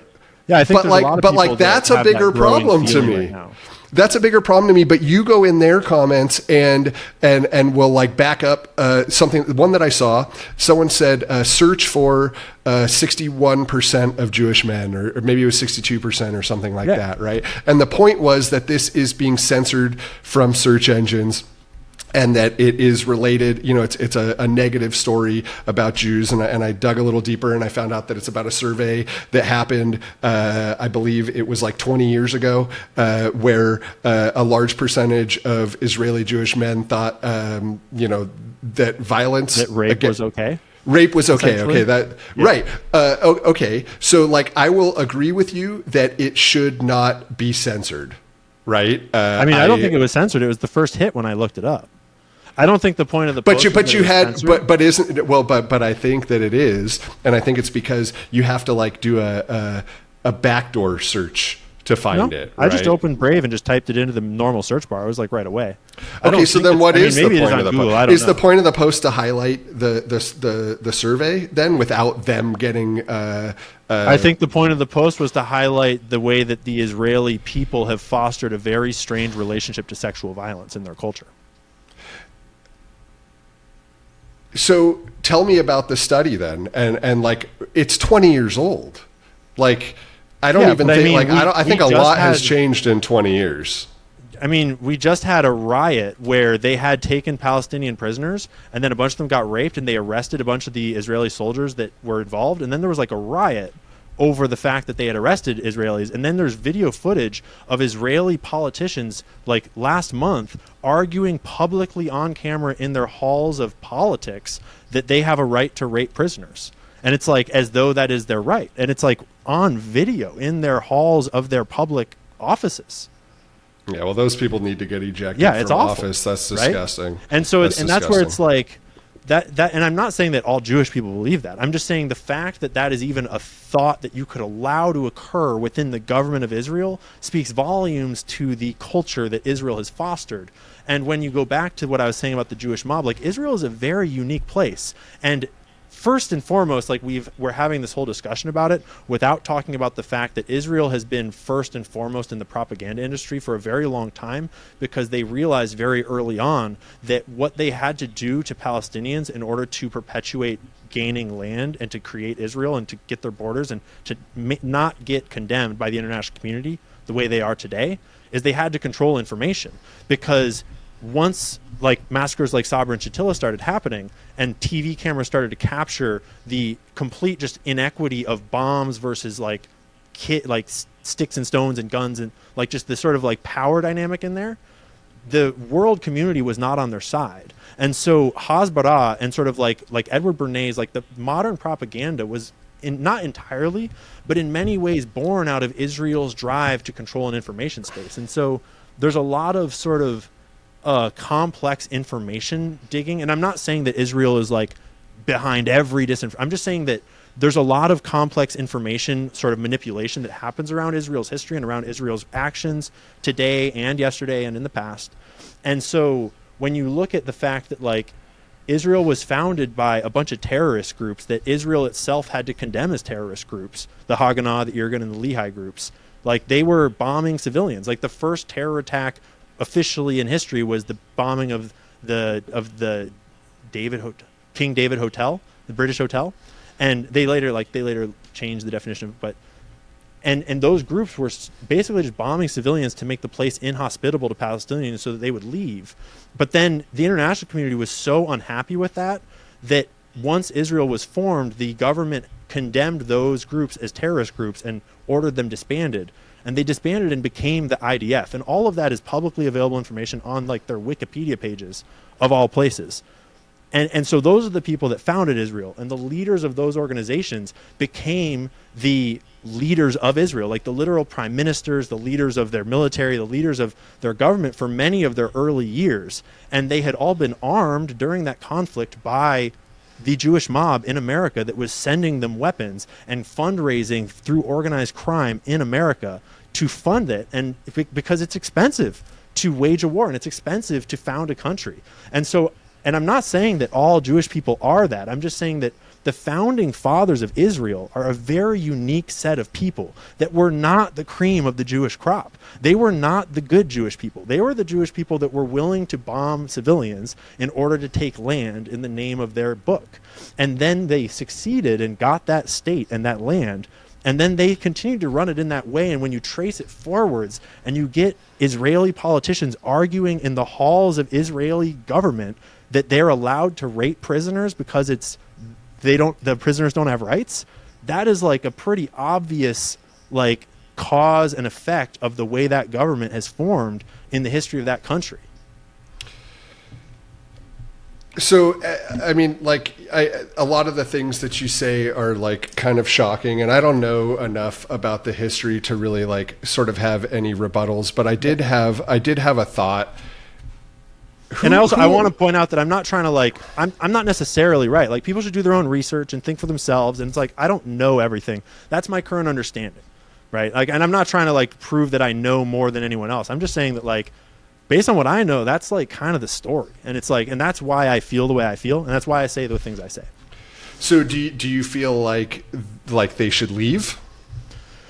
I mean, so in an ideal world, if like you could wave a wand and like produce a spell and get an outcome, I think in an ideal world, all of those Jewish people would probably have better homes in other places that are not in the middle of an Arab world where there's this ongoing Arab conflict. Like, yeah, in a perfect world, I would undo the formation of Israel because it was founded by the Rothschild banking empire and a bunch of terror groups and the Jewish mob in order to perpetuate what was essentially a promise to the Rothschilds in a time of war of like, yeah, we'll give you this land that we have taken that is part of our empire. So it's like, yeah, I would undo the creation of Israel. But what do you mean by give it to the Rothschilds? The Balfour Declaration was basically a exchange of Palestine was a part of the British Empire, and during World War I, the British Empire needed the help of someone to help them win World War I. And they were negotiating with the Ottoman Empire of like, hey, we'll give you Palestine if you help us win World War I. But they were also negotiating with the Rothschilds, who were extremely powerful back in the 1900s. Like, they're powerful now, but we need to remember that the Rothschilds took over the global banking system in the 1800s, and in like the 18 to 1900s, the Rothschilds were very much a global conspiracy. Like, they were very powerful. And basically, the Balfour Declaration, like literally, it's a document where England gave the Rothschilds a country with a piece of paper. And it says, "Dear Lord Rothschild," and then it lays out that we promise to give you Palestine as a state for the Jewish people. Like, the Rothschilds literally bought their religion a country. And they did it in exchange for using their influence as the global banking system, essentially, the most powerful banking family, to turn the tides of that war and to get America to enter World War I. And that's pretty well documented. I mean, it's a little obfuscated if you stay surface level, but once you start to dig into the primary sources, it's pretty clear that that's how it went down. And I'm not the only one saying that by any means. But so like, that first founding principle of Israel is already really sketchy because it's a banker essentially making a wartime like political maneuver and being given someone else's land. Like, technically it's the British Empire's, but like, Palestinians all lived there. It wasn't a land without a people for a people without a land. It was a land where a bunch of Palestinians and Jews and Christians and Muslims all lived. Like, a bunch of people were living there already, just doing their thing. And like, there were Jews there. There were Jews and Arabs and Christian, and they all were living totally in harmony with no like internal religious war. And then they just essentially sold it to the Rothschild banking family. And then Zionism took a while before, like, British were dragging their feet. It took them a while to actually found it. And that's where the terrorism came into place, because the British Empire wasn't really giving it up, and they realized that this is fucking contentious, because they had actually promised it to the Ottoman Empire too, and the Ottoman Empire was like, bro, why the fuck did you just give it to the Jews? You promised it to the Arabs. And so Britain was like, I don't know what to do, and they were just holding on to it, and they stopped Jewish immigration for a while. And that's where, like, suddenly you, like, literally Lehigh and Irgun were two of these different paramilitary groups, these two terrorist organizations, and Lehigh sided with the Nazis in World War II because they thought the Nazis would be better at getting Jews to leave Europe and enter Israel. And the Irgun, the distinction was more or less, I mean, there was lots of distinctions, but Irgun was like, that's a bad move, guys. We should side with the Allies. And so, like, there was this time when Britain was trying to stop all this Jewish immigration because it was super controversial. It was super, like, what was going on? And so they started bombing British hotels and British, like, militaries, British civilians, in order to just get the British to fucking leave, because they just wanted to, like, get on with this Jewish state building thing. And so it's like, that is not a good start to a country. But to get back to the original question, realistically, we can't undo the founding of Israel. That's not going to work, and you can't kick all those Jewish people out. That's not going to work. But a good start would be some version of getting all of these illegal settlements that are against international law, that they have repeatedly said they would not do, that are like atrocious in every way. Get the settlements out of Palestinian land and return to the borders that people agreed on in the first place back in the 60s, which is like that is like a heinous thing to say in Israeli politics. And they have whole manuals about how to discuss Jewish, Israel publishes sort of Hasbara manuals of how to talk about Jewish problems in the public eye, so that you paint Israel in the best light. And they have whole pages dedicated to how to frame these things and how to talk about the 1960s borders so that they're always like, we never talk about them because it's not a good look for Israel, because they promised a long time ago, here's the borders, we won't change them. And then it's like more land, more land, more land. So I would argue that in theory, Israel's the aggressor. Israel's the one putting up walls. What does a settlement mean? Talk to me about what a settlement means and why is it bad? Yeah, so in Israel and Palestine, right, there are theoretically borders where this land is Israel and that land is Palestine, right?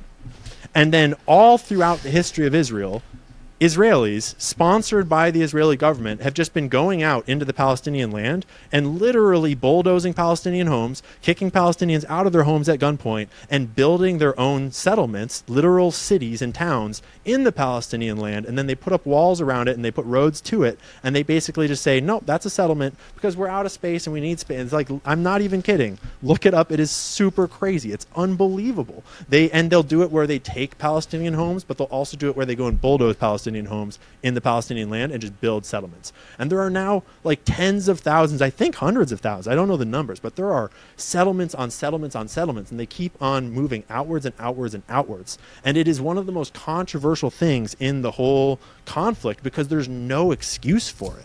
Because it's clearly... Do they consider it Israeli land? Do they still consider it Palestine, but there's just Israeli people living there? Like, no, what they is consider it? I mean, it's a gray area. They try not to talk about it, and I'm sure everyone talks about it differently. But like, and this is just my take on the thing from outside. But based upon what I see of Israelis speaking about the whole situation, like Israelis speaking on video, it looks to me like Israelis think of the whole thing as Israeli land. Most Israelis on video seem to treat Palestine as not a place. They seem to treat Palestine as a place for infidels or evil terrorists that deserve to be exterminated. And they actually talk about it in a way that is basically like they have lost their privileges, right? And so when they talk about the settlements, when they do, most of the time they try not to talk about the settlements.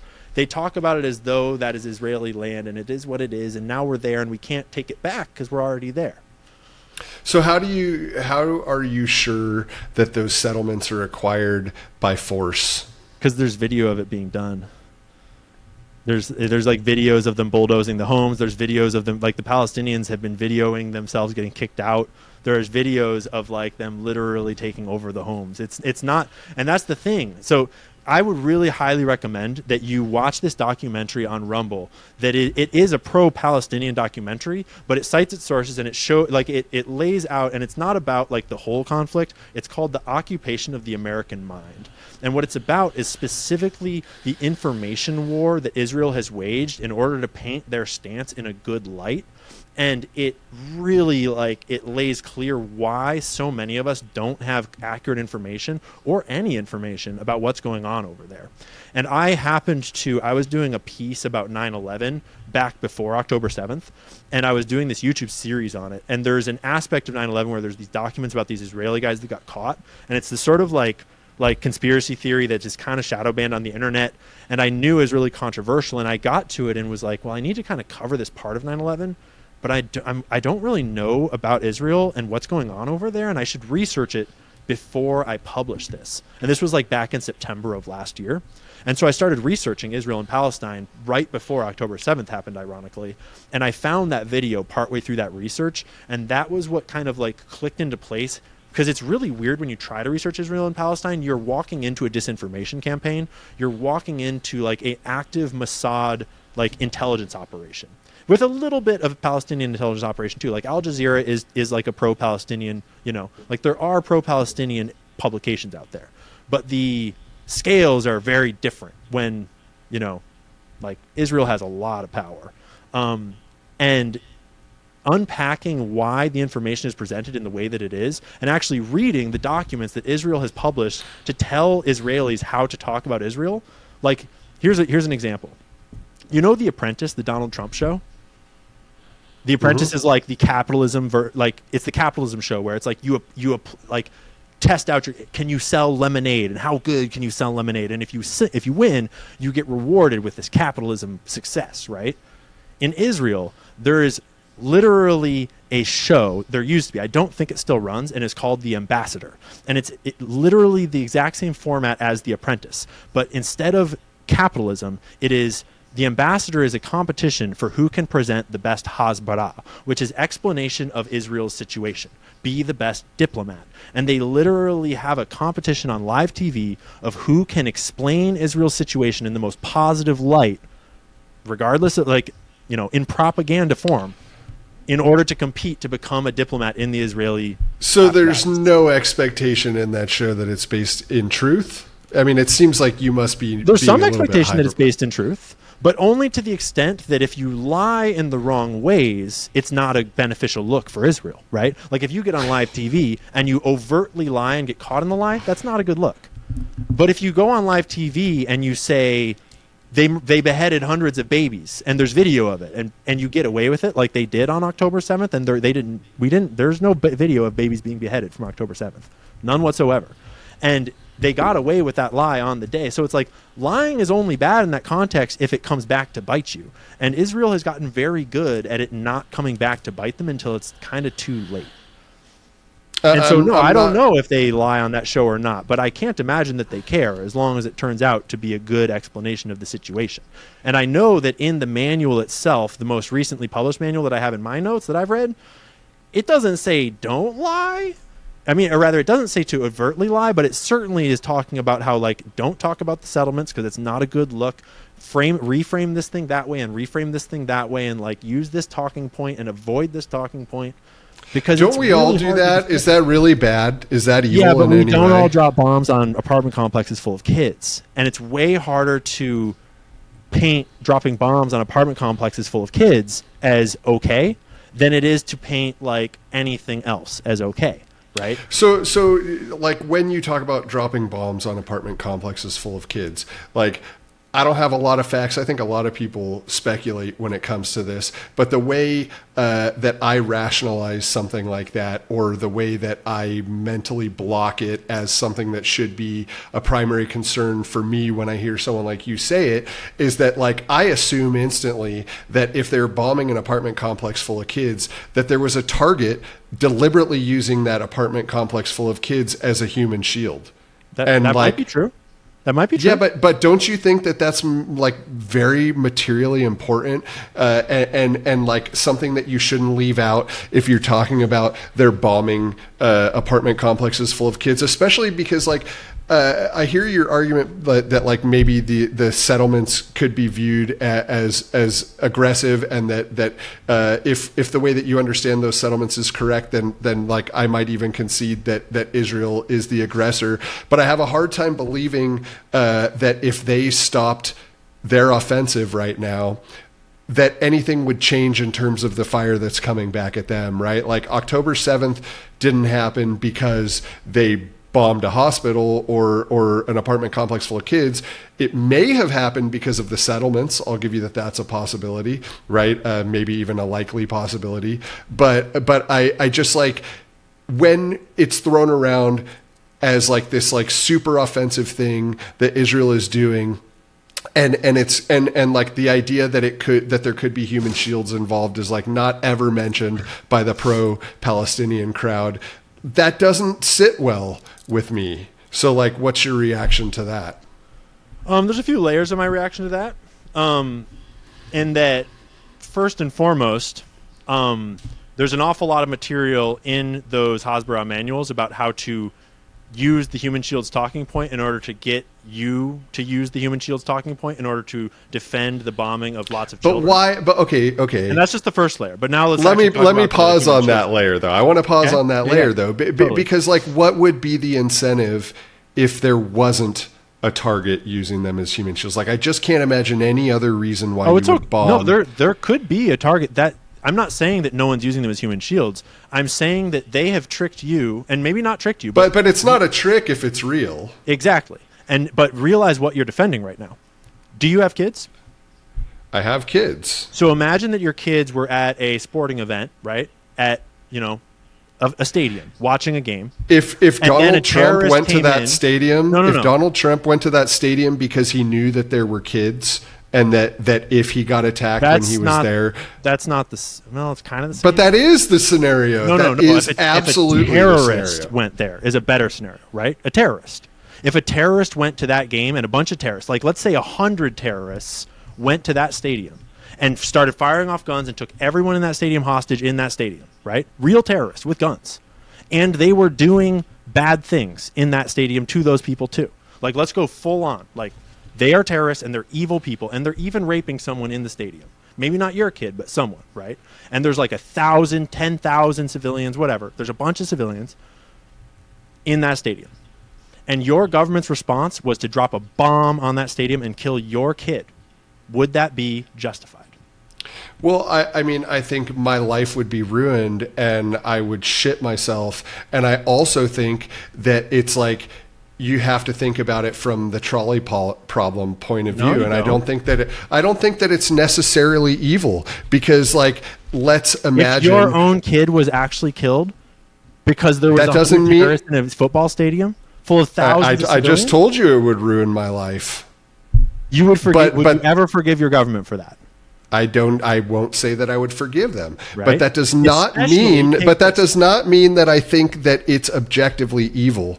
It means that my life was fucked up, and at least selfishly, it was awful for me, right? But if they say, like, let's take that scenario a little bit further. Let's imagine that the guy in that stadium that my kid was in and everything else was walking slowly towards a nuke button, and as soon as they touched that nuke but Israel button, has nukes, not Palestine.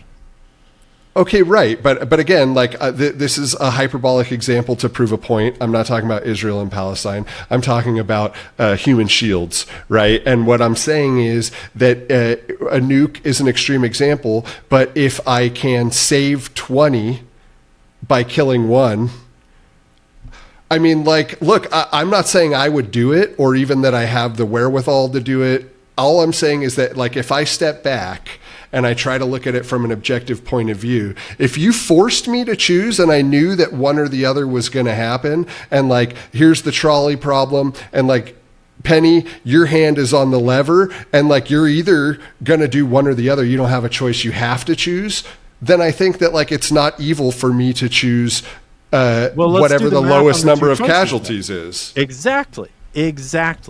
Because if there's even 100 terrorists in that stadium using the stadium as human shields, even if they all killed someone and they killed 100 people, then even if you do nothing, then 100 people have died. Even if they all expend their entire, like, magazine or whatever, they kill 10 people each, that's 1,000 people. If the whole stadium gets bombed, that's still more casualties. And more of them are, like, you see what I'm saying? But you're also assuming that these people aren't planning something bigger in the future. Yeah. And like, we don't know who these people are, right? Like, it's entirely possible that taking out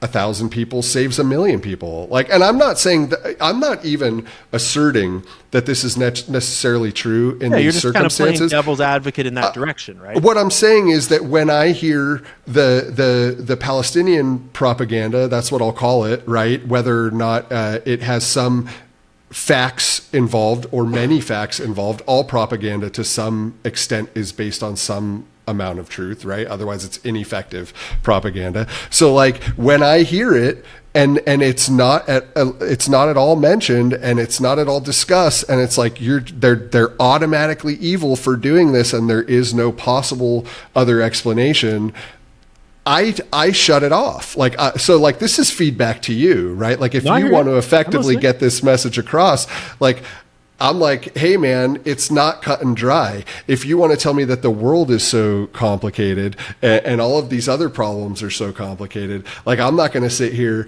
and listen to, like, this problem being simple. Yeah, but we've still only done half of the thought experiment because we got caught up in the bomb thing. Okay, keep going then. So the terrorists take over the stadium, right? And there's 100 terrorists, there's 10 terrorists, however many terrorists, and maybe there's only one, I don't know.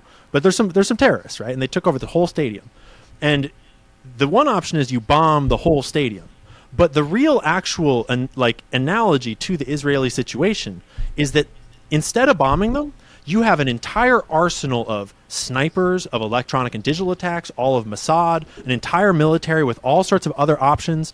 You could just take a bunch of snipers up to roofs and sit around and pick them all off. You could do a million other things, but the choice is to drop a bomb on that stadium. And if you were a dad and your daughter was in that stadium and the U.S. government had snipers ready to go, and instead they dropped a bomb on the stadium, that is essentially a very similar situation to what you have just described.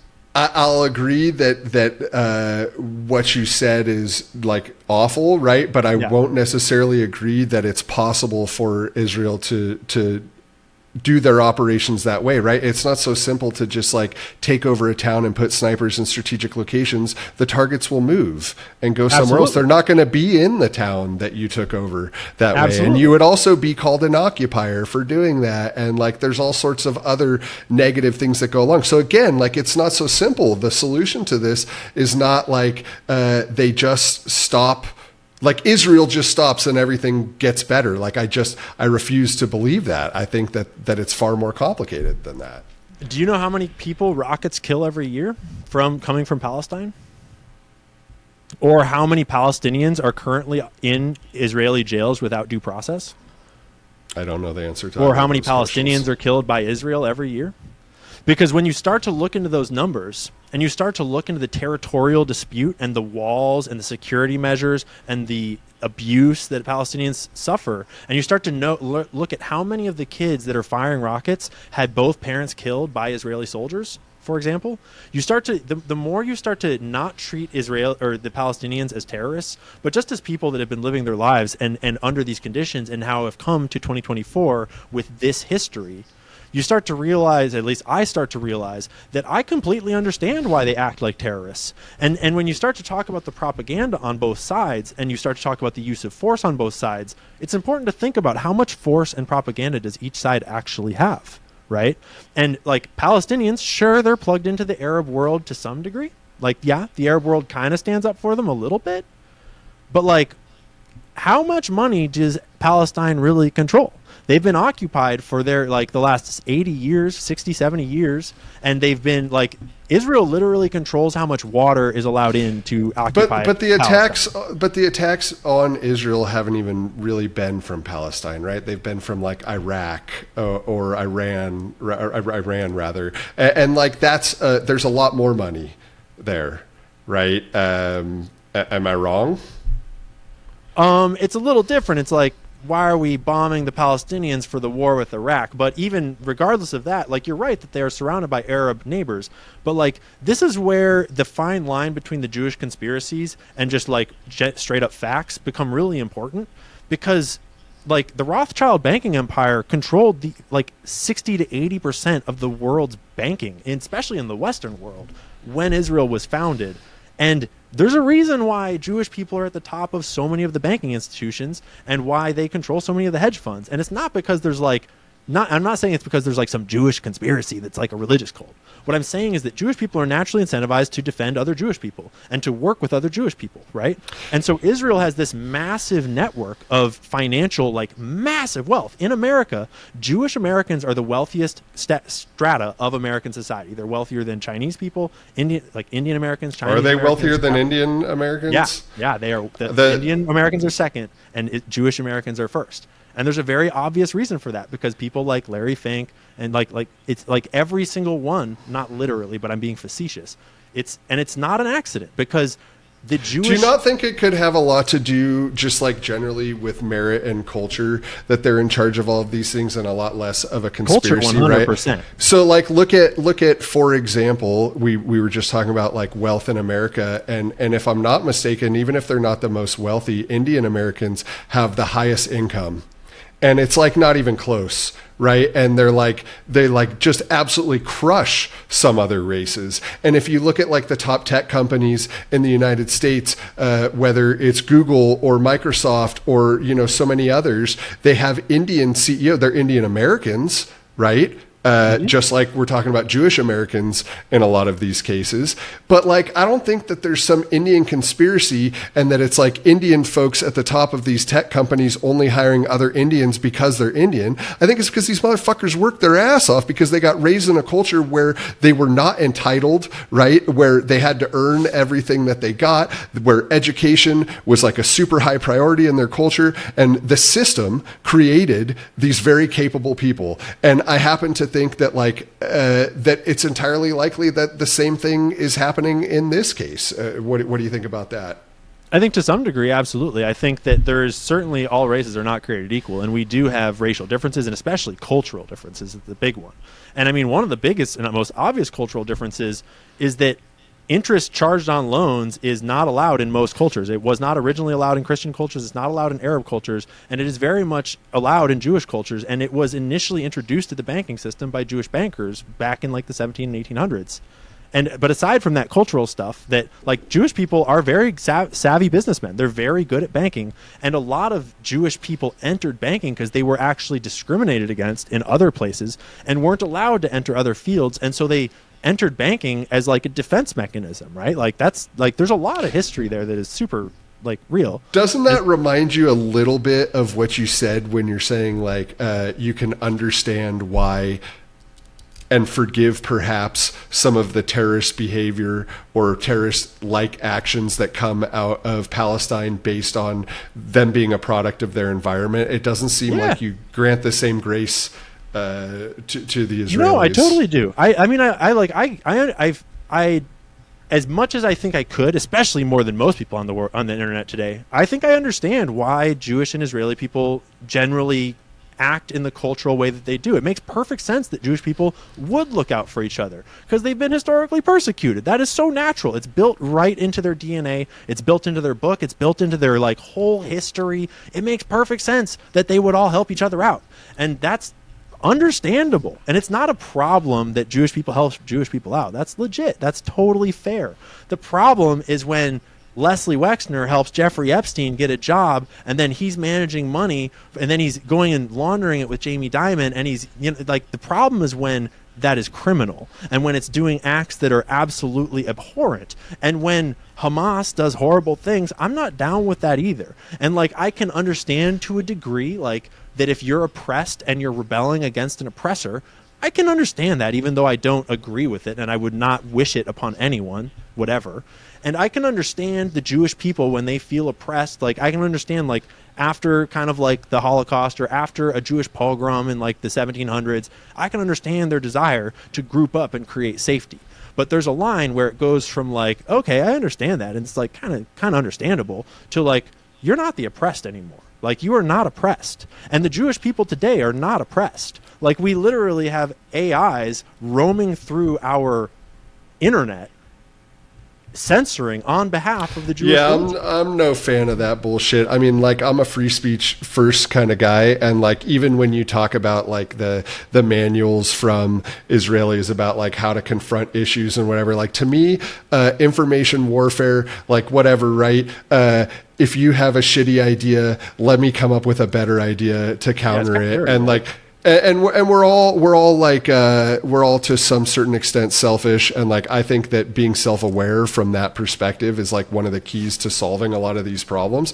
So like, I don't have a problem with anyone arranging like their elevator pitch, or like, you know, we all interview and we put our best foot forward in our interviews. And like, we all know that like, we're telling half-truths and exaggerations and whatever else. And this is just like the human condition. And because you're competing against other people that also do it, if you don't do it, you're at a disadvantage, right? So like, I think with all of that true, it's still like the real crime to me is, like you said, like, I would absolutely back you on any post that you make that says like, these AIs, like like, if you can say they're white, but you can't say they're Jewish, like, that's stupid, right? And really, if you couldn't say any of them, that's stupid. You should be able to say anything.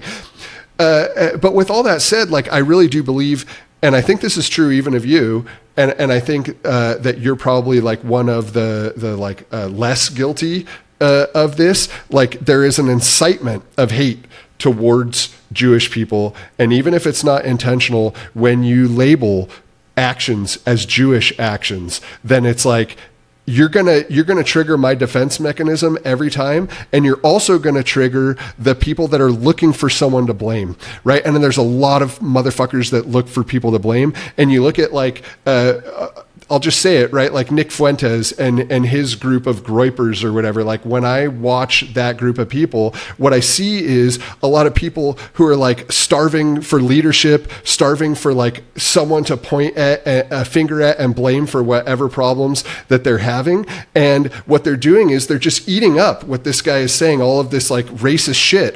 And I believe that there is some truth even in what he says, but I believe that the only right way to approach it is to be surgical about it. And I think that like you even, and especially them, could benefit a lot if like what you're trying to do is accomplish a certain goal, whether it's end the war in Palestine, or like increase even just like understanding of what's happening there, or if it's to like make sure that the next Diddy doesn't happen, right? I think in all of those cases, you're losing a lot of your potential audience, including like intelligent folks, critical thinkers who might be Jewish, because they're like knee-jerking automatically to the idea that you're being racist. And like, look, man, I try to be really objective about all of this shit, and I try to really like remove myself from the situation and like see your point of view. But man, even you, who I respect a lot, like, you're inciting people, like you're making people mad. Like, what do you think about that? I'm going to push back a little bit here, and I don't mean this in a personal way, and I don't mean to attack you personally. But the genuine argument here is, when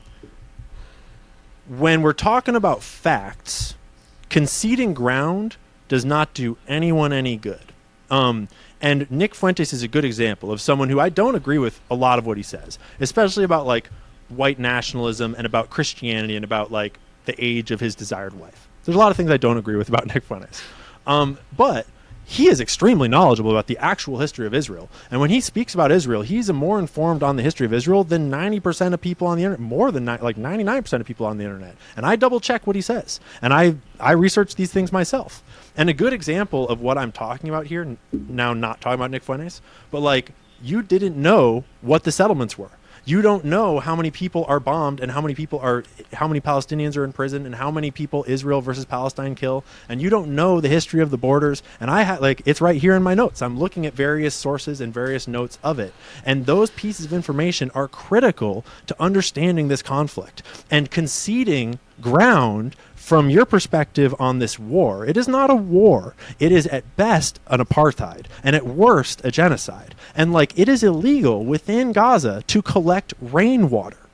It is illegal to collect rainwater because it's illegal Israel in California controls too. The flow it's of illegal water in California too. It's illegal in California too. Exactly. And what does that tell you Israel, about the Israel, government of California? I mean, Israel is not importing water into California. I don't know why they do it. I'm just challenging your assumption. What I'm saying is that Israel, a foreign nation, makes it illegal in Gaza, a sovereign state, to collect their own rain, and Israel, a foreign nation, also controls how much water is allowed in. And it's a landlocked, it has the sea, which is salt water, and all other water comes through Israel into Gaza. So Israel has a complete monopoly on how much water Gazans can drink, and that is pure evil. That is the purest form of apartheid. Are they enforcing this rainwater gathering thing? Yes, and they also are in charge of how many calories are let into Gaza, and you can measure it, and they are basically keeping the Gazan population on starvation calories, and the entire United Nations knows it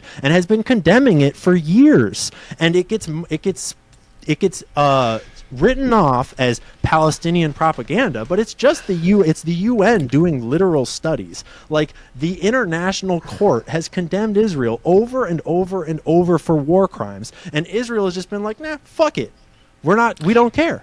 What does any of that have to do with because facts calling things matter. Jewish? No, facts matter, and I don't want you to stop saying facts. But the way you frame them matters too. Yeah. And what I'm saying is that I'm framing them, when I use the word Jewish or I use the word Jewish mob, I'm being very intentional about how I'm framing them almost every time.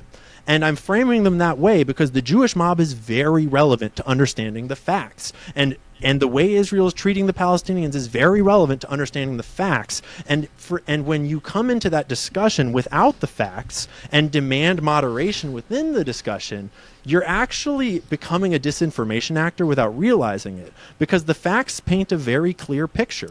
And that but I'm okay with you calling friendly. it. I'm okay with you even calling it the Jewish mob. I'm even okay with you specifically pointing out actions that the Israeli government has taken. Like, all of these things I have no problem with. I really do believe that you can say them in such a way that you don't alienate and upset an entire group of intelligent and unrelated people who could potentially be on your side by calling it Jewish. That is the point that I'm trying to make. I think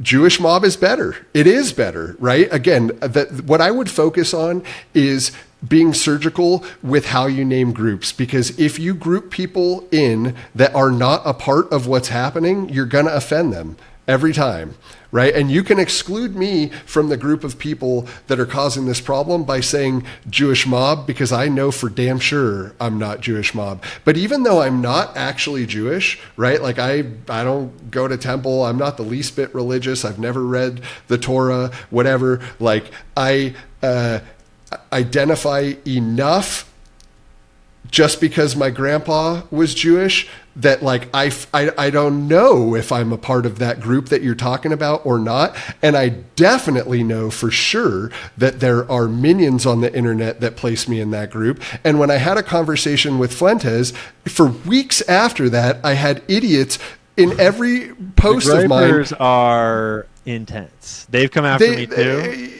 Yeah, big fucking nose posts, big nose posts, like very, very offensive things, right? Yeah, and like, I'm not even Jewish. To get offended, man. Like they came after me and started calling me names, and I just called them names back. They were like, "Wow, you're a fucking faggot," and I was like, "Cool, shut up, faggot, go away."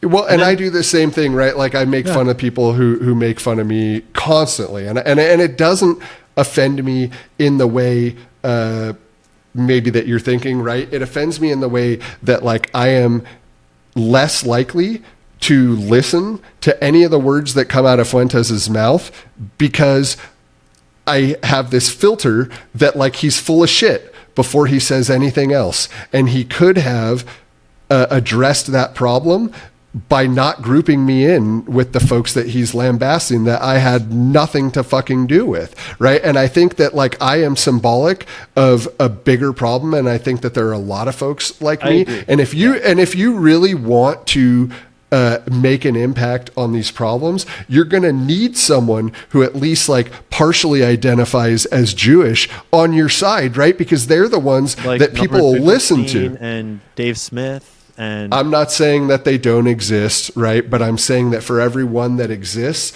there's two that are turned off by the rhetoric, right? And I could definitely be one of them. And I have a platform, and I'm an intelligent speaker, and I could convince other people like me. But I don't know any of the facts that you're talking about, and I blame the rhetoric, right? Because I want to know, but if you make me so upset, like, that I don't even want to listen to you before you even say anything, and you didn't have to, because you didn't have to put me in that group, right? Like, I would have listened. You don't have to listen to them. Like, you don't have to listen to anybody. Just okay, but there are far fewer intelligent folks laying out the answers to these problems in a way that would be palatable to someone like me than folks that would offend me. And I don't even think it's close. How do you know the state of their intelligence if you don't know the facts of which they are commenting on?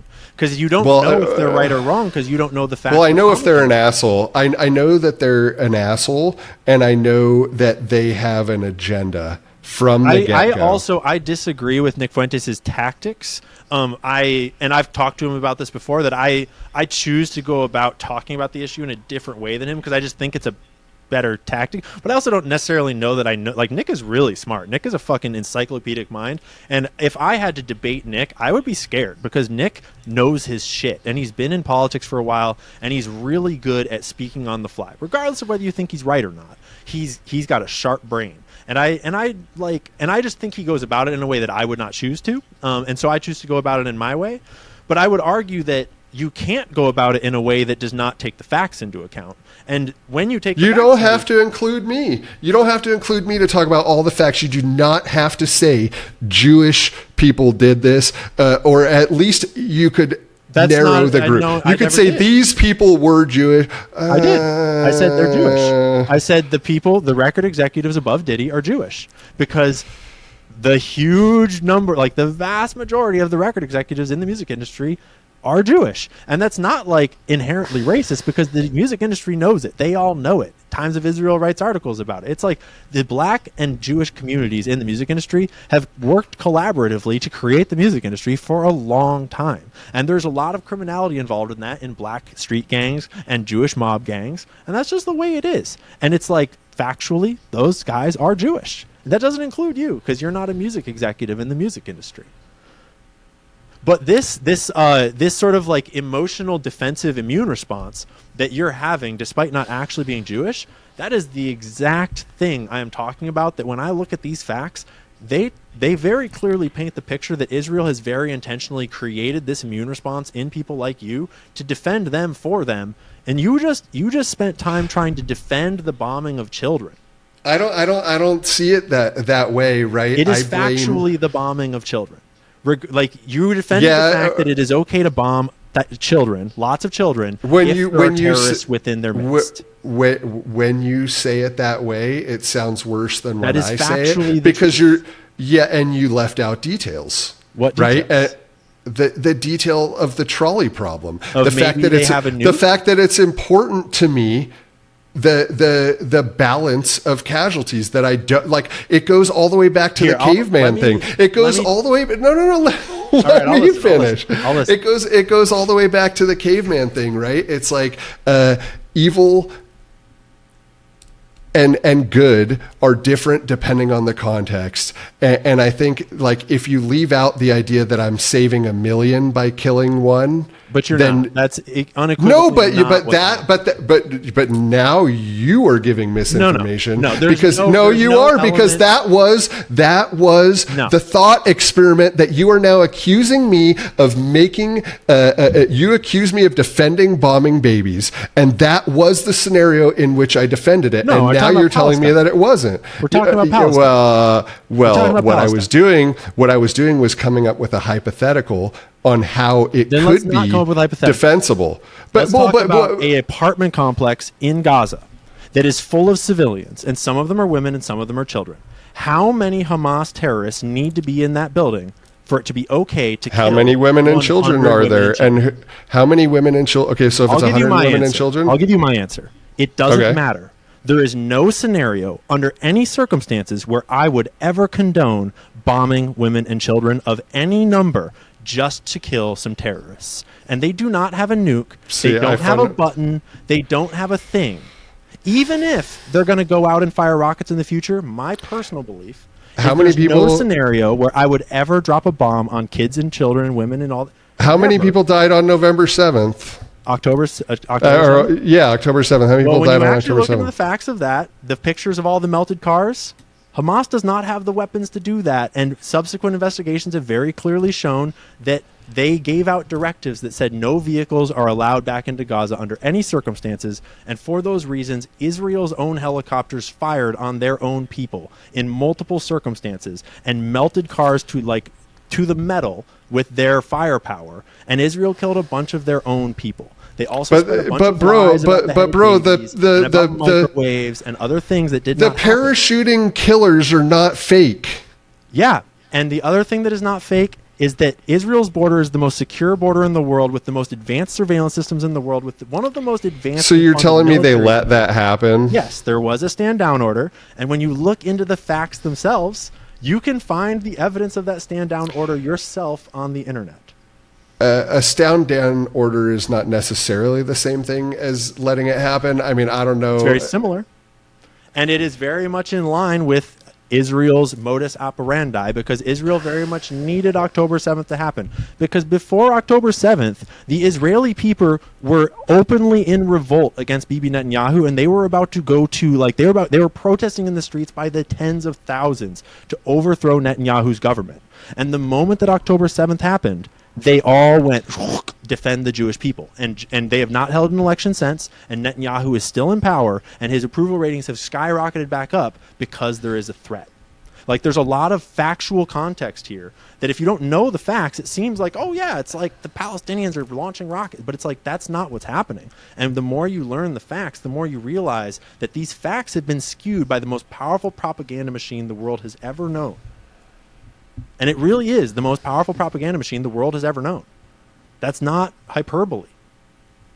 And that is why it's such a complicated discussion to have with people, because that propaganda machine correctly identified that if you get people emotional about it and you make them willing to defend the bombing of children in order to defend this hypothetical state in this other place that, like, you aren't even related to, that is, the emotions of it is powerful. And that is a part of the point.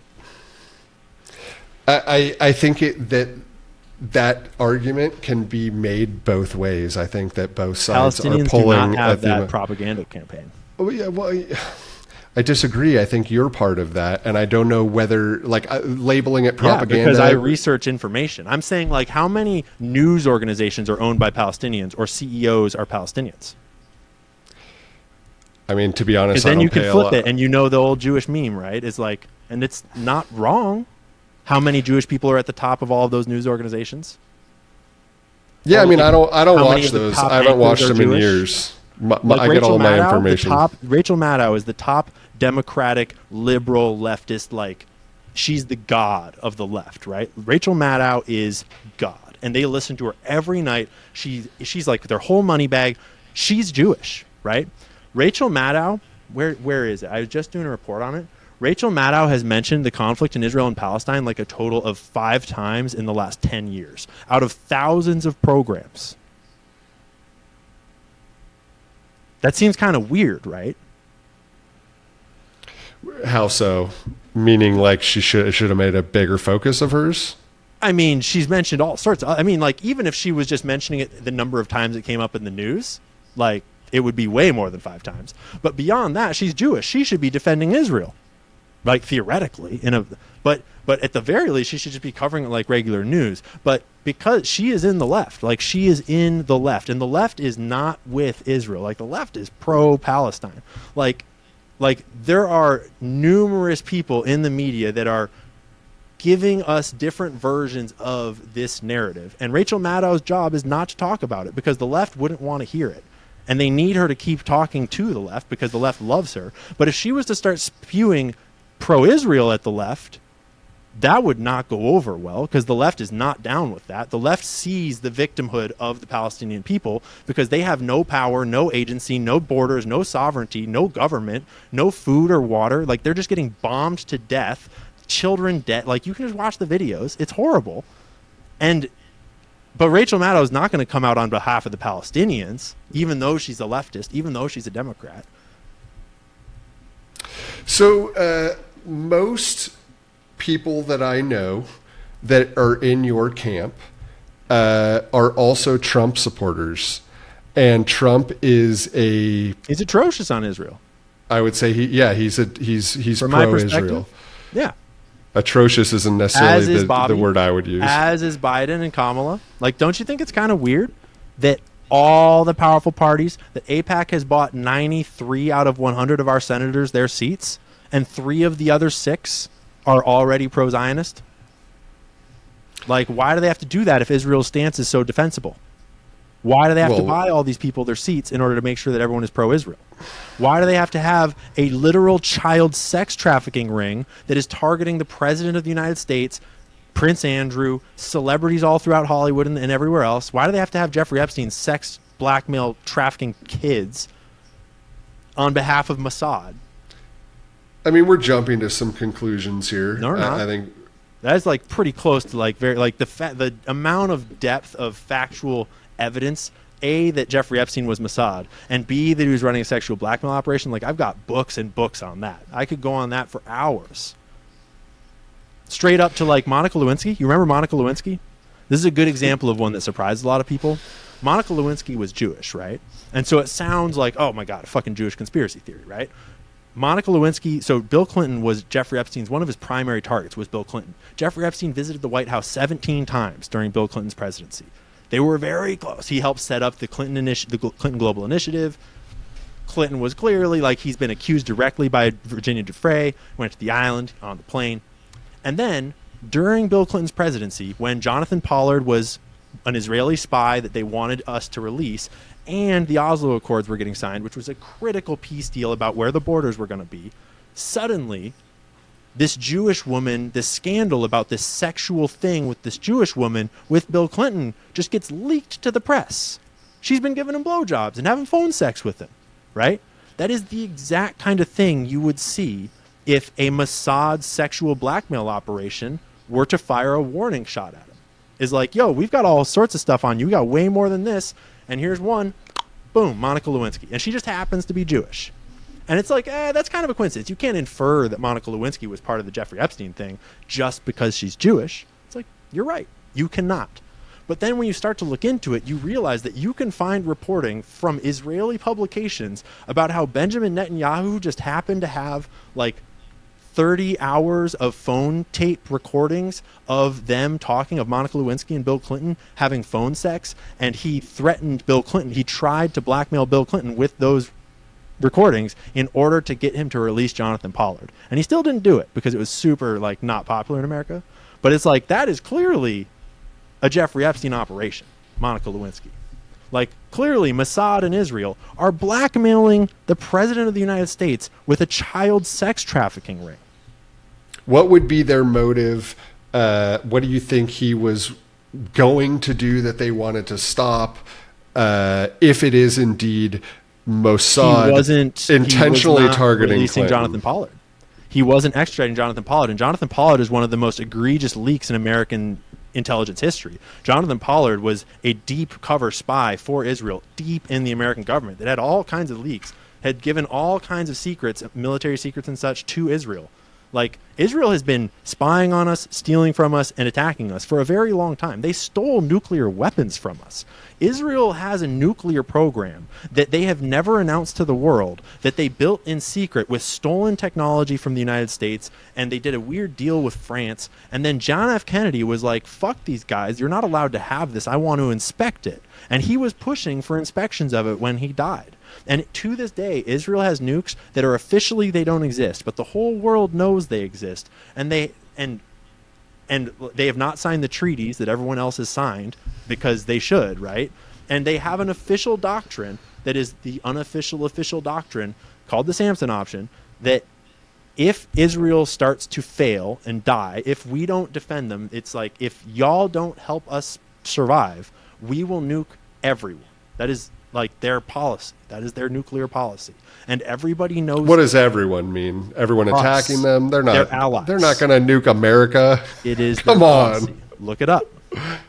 Look it up. Oh, well, I'm definitely going to look that. I don't believe that one. I'm going to look that one. Look up Israel's secret nuclear program and Dimona and and Israel's Samson Option and Israel's nuclear international policy. This is not just like some made up conspiracy theory. John F. Kennedy, the president of the United States, was pushing for inspections of Israel's nuclear facilities, and they set up an entirely fake facility with a fake control room and brought the nuclear inspectors into a fake control room. And JFK famously said, quote, "These motherfuckers lie to me constantly." And that was like the month before he got shot. I'll believe that way before I believe that they have a doctrine that they're going to nuke the U.S. if we don't save them. Like, that seems like well, just we will save horseshit. Them. They don't actually need to do it. But isn't it like, it is existential to Israel? Like, if they're going to, if the Jewish homeland is going to be expunged, wouldn't you rather threaten your friends and save your space? I certainly wouldn't publicly do it before it even happened. Like, that makes you look like oh, it's not public. It's not public. It is. So then how do you know it's real? In the exact same way that we know that their nuclear weapons are real, because you can learn things that are not publicly stated. Yeah, but like that's a lot more likely from my point of view, right? A secret nuclear program makes sense. And if it exists, it would be next to impossible to hide and very easy to like verify, even if it was hidden, to the extent that like it could become common knowledge, even if it's not true. But like a doctrine that says that you're going to nuke your allies, that's like a whole different thing. It either exists somewhere on a government server and they share it with their top generals, or it doesn't. Form between governments. Like, it's not like they have not told America and France and Germany, and they've told everyone. They just don't tell the civilians, because I don't buy that. Well, why would you wouldn't have the policy would not be a policy if you didn't tell people. The point. Well, that's why I just don't even believe the policy's real. I mean, and regardless, like, it doesn't need to be real. Like, suppose I'm completely wrong and it's not real. Like, that's fine. The point is that Israel is a nuclear armed power backed by the largest banking institutions in the world, backed by all of the biggest media institutions in the world, backed by 93 out of 100 senators in America, backed by the United States president being blackmailed by their dude, backed by like all of these power structures, and they have this massive military with bombs and tanks and weapon, like the Iron Dome, billions of dollars of funding that we give them of our money, and the Palestinians are literally throwing rocks at their tanks. They're using AK-47s. They have limited water. They have limited calories that Israel meters into them. Like, when you look at that process, that thing, and then you start talking like, oh, they're using human shields, it's like, bro, they don't have a military base. But they do have They have Iran and Syria are involved in this conflict. Iran, they're bombing Gaza. And they're saying it's okay to bomb Gaza because the Palestinian, the fighters of Hamas are using human shields in like literally a space the size of like double Washington, D.C., where there's millions of civilians. It's like there's nowhere that you could even put your soldiers where they wouldn't be around civilians, because you have just forced an entire civilian population to shrink into a tiny little place because you've bombed the entire country into. Oh, come on. Don't tell me they couldn't build barracks. Don't tell me they couldn't build barracks. How would you build barracks? They literally don't even have roads. They don't have water. They don't have food. They don't have healthcare. They've bombed all the hospitals. They've bombed all the schools. There is no infrastructure. If they're in an apartment complex, then they're not anymore, because they bombed them all. They've bombed every single hospital. So then it's not a problem anymore? It is, of course it's a problem. But there's no more hospitals or apartment complexes to bomb anymore. Yeah, so they're literally living in tents now. And then they've bombed the tents multiple times. And it's all on video. And the whole internet can see it. But the tents full of soldiers do not have to be next to the tents full of kids. The tents full of soldiers don't need to be next to the tent full of kids. Like, they don't. We wouldn't do that in America. That is the most ridiculous defense I've ever heard. You've just said that it's okay to have flattened an entire That's nation. not what I said. That's not what I said. So then let's rewind, because if you did not say that, right? Do you agree? I'm just saying that it's more gray than the black and white that you're painting. Do you I'm agree not saying that anything in war is okay times or not it is okay. a war crime to bomb civilian infrastructure? Yeah. Right? And it's definitely not okay to bomb civilian infrastructure not in war times, right? So Agreed. Things like schools and hospitals and apartment complexes where people live, the only reason you would ever do that is if it was actually a military installation, right? Hence the human shields argument. Mm-hmm. But then when you look at footage of Gaza and you look at drones flying over the destruction in Gaza, there are no more buildings left standing. It is just one giant pile of rubble as far as the eye can see. And somehow you are committed to justifying that when the aggressor has billions of dollars in tanks and bombs and nukes, and the oppressed don't even have control over their own borders. They don't have a base. They don't have a government. They are literally just hanging on by a thread. And they have been existing in that state for 70 years. It is atrocious what is happening. If the power dynamic is so imbalanced, and really all that Israel is trying to do is wipe them off the map, why don't they just wipe them off the map? I don't understand. Perfectly arrived at the answer to our own question. They don't just wipe them off the map because the international community is watching. and they need an excuse. And you can't just wipe them out and create it, because Israel has always wanted all the land. They have always wanted it. They always stated it. They are currently wearing arm patches that show Greater Israel, which is bigger than the actual land of Israel. It includes parts of the neighboring countries because they religiously believe that the land was given to them by God, and they're goddamn going to take it. And they're wearing pictures of which is the Israel same on their shoulders. The same argument that the Palestinians would make, right? No, it's not. That's not at all the argument. They want all the land too. They want Israel to fuck out of there. No. What is it, from the something to the sea or whatever, right? No. Their argument is that we were all living here in peace before you started this colonial project. That's like saying that the Native Americans want all the land. The Native Americans, at the very least, just want to be left the fuck alone, right? Except we're not talking about 400 years ago. We're talking about, like, your own parents and your own grandparents lived on that land. We're not talking about rights of God when we're talking about Palestinians. We're talking about literally your dad lived here, and all of his ancestors lived here too.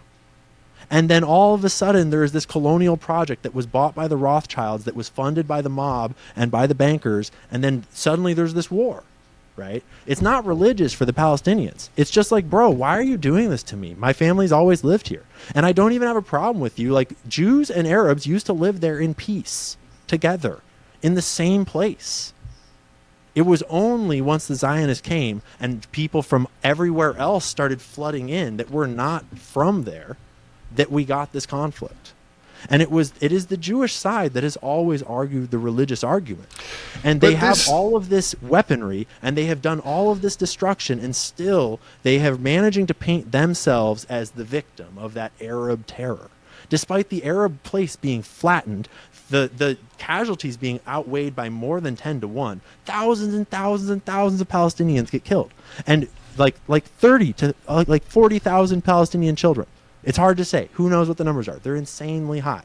Like, the number of Israeli prisoners that the Hamas took on October 7th, on that day, on October 7th, there was far more than that number of Palestinian prisoners already in Israeli jails, because there always are thousands of Palestinian prisoners in Israeli jails. I mean, that's not automatically bad. If Palestinian people do things that deserve to put them in jail, then they should be in jail. But you can watch videos of what puts them in jail, and it's really obvious when you watch the videos that it is literally just racial superiority in their own minds. And it is literally I mean, I'm sure that there are some examples like that.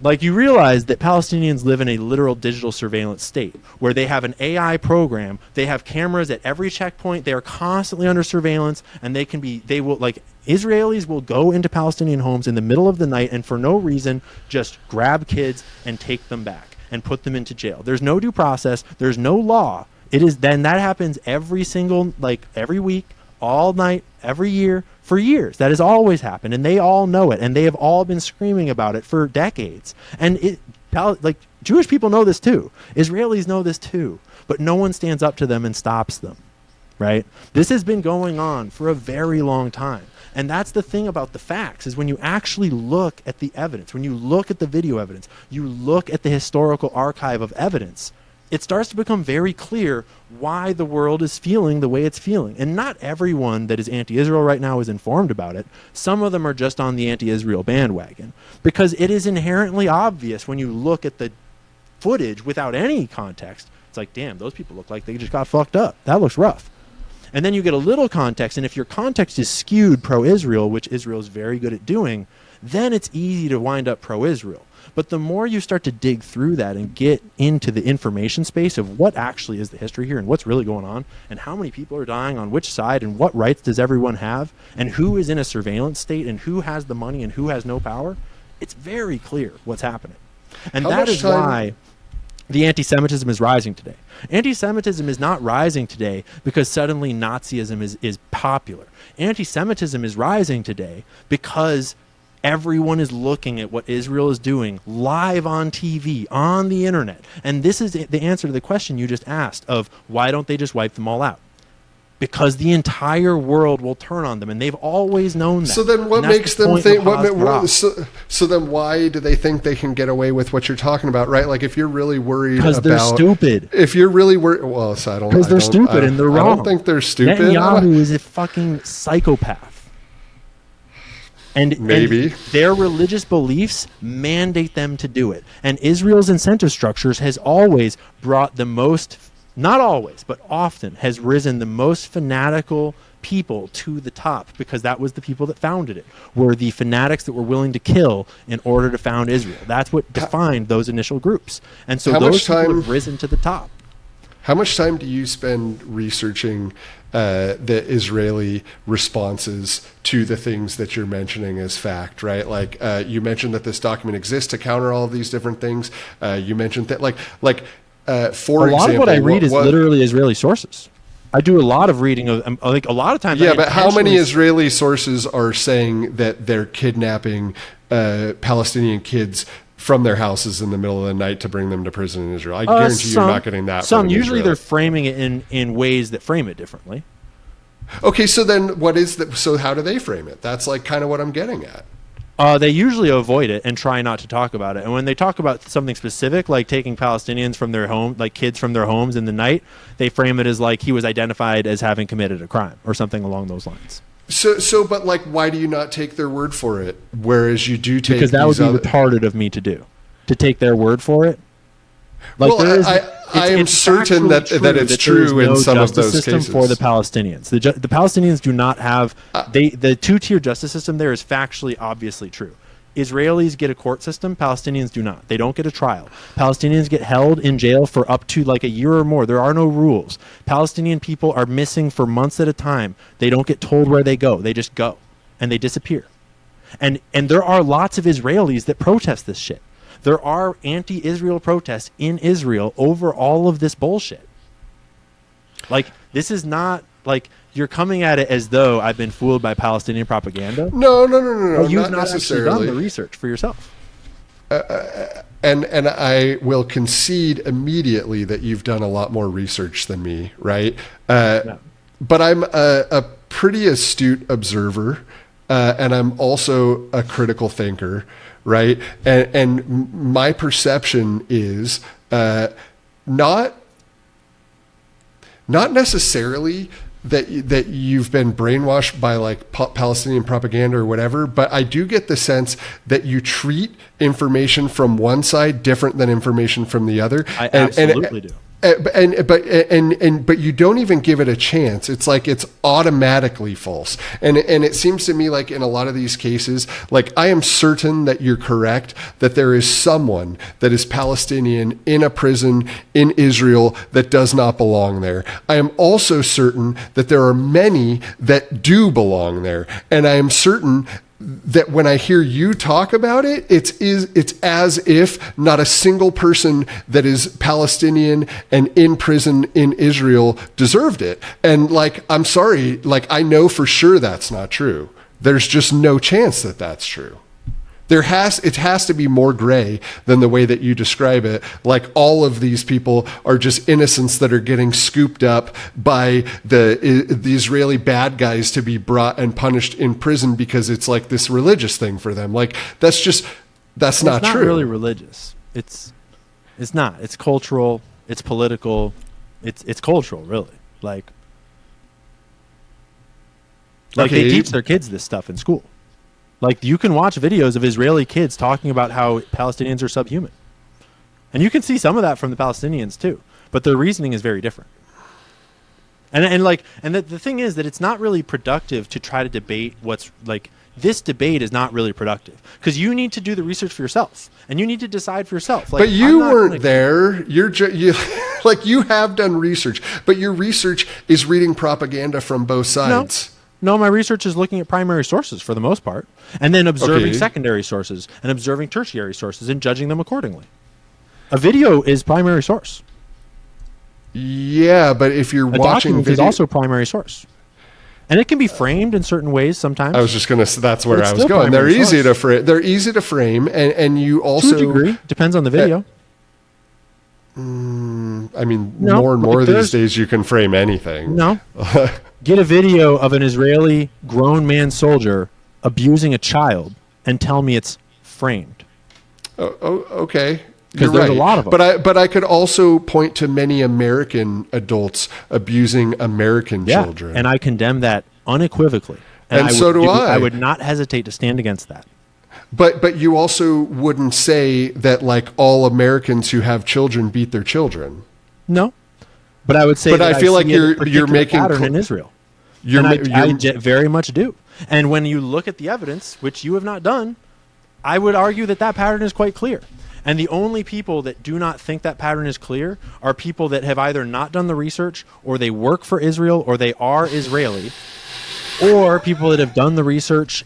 And I've actually not met really a person yet that has really done the research and can actually like match on these, like can talk about all these sources. I've not yet talked to anyone that can talk on these sources with their own familiarity who has fully come to the Israeli perspective. I'm sure there are people out there that have, but I've not met them. I think you avoid each other, most likely. It would maybe be to some my degree assumption. Yeah, I think they likely avoid you and you likely avoid them. I mean, I'm proud to be on the side that I'm on, and I'm not one bit ashamed of the side that I'm on. I'm very proud. I'm not ashamed for you either. The more you look into it, like I would really urge you to think through what you were saying about bombing your own kids in order to kill 100 terrorists. Because the ability to rationalize killing children in any thought experiment or real life situation is really intense. And yeah, but I also think you are like, I think that you are just stroking your own moral ego if you think that like the children aspect of it automatically makes it like more pure than a million people. You're like so quick to dismiss. A million people is totally not on the table. That's irrelevant to the situation, man. There's no context where the thought experiment of like, or they'll kill a million people has any context here. That's not true. That's not true. Just because some of those cases are unlikely does not mean that it is an absolute zero, right? Like you're just conflating random things that have not. The real situation. No, I'm not. I'm living in the real world. You have an apartment complex that has at max, a couple hundred people, and it has at max it could have a couple hundred Hamas terrorists, right? And even if there was 100 Hamas terrorists holding 5 children hostage, and we knew that for sure, I would say no, I would not order it bombed, because 5 children is enough. That the correct answer is not to bomb that. You're assuming that they won't kill 6 children tomorrow. You're assuming that they won't kill 600 children tomorrow, and like. I'm saying that's a false assumption. You don't know that that's true. No, that's not what I'm saying at all. We could have material evidence that they have plans to do much more damage than you're doing today. It could be verified. Like, I'm not saying that this is true. I'm saying that this is a possibility. And you rule out this possibility before you even consider it. You will not give it the time of day. No, I'll consider the hell out of it. I don't care. You laugh at me when I consider it, and you condemn me for considering it. Have you ever held a gun to a child's head? Have you ever bombed 1 million people? No. And I know for a fact that if I was given the opportunity to bomb 5 kids in order to save 6 hypothetical ones tomorrow, I would stand by the right decision is not to bomb 5 kids today to save a hypothetical 6 tomorrow. The right decision is to do the right thing and not bomb 5 today and work as hard as you fucking can to stop 6 from dying tomorrow.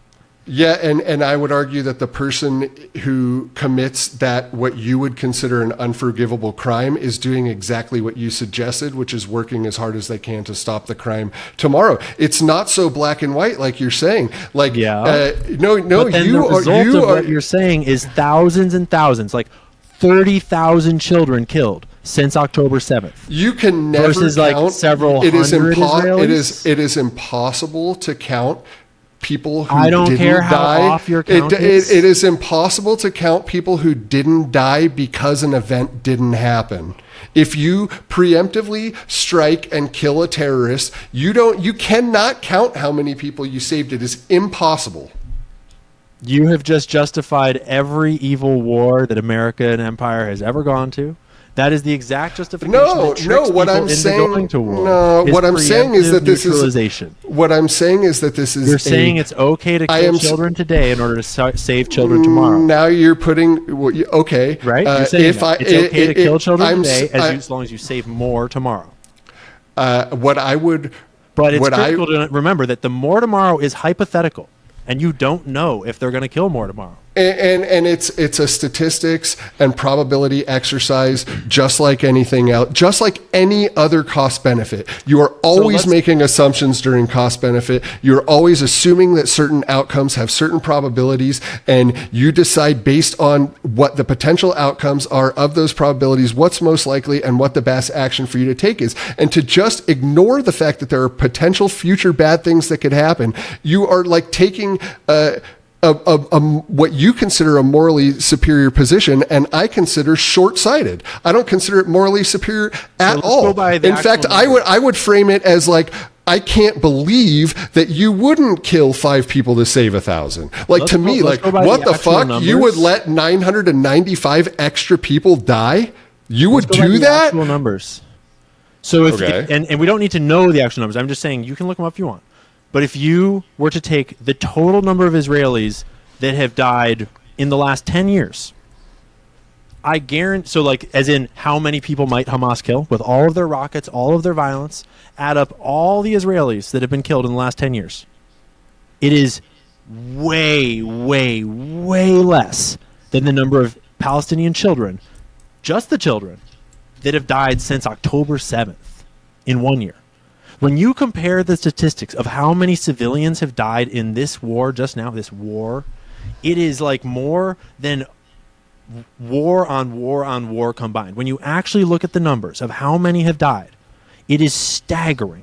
And there is no amount of like, oh, they might kill more. It's like, add up all the Israelis that Palestinians have ever killed.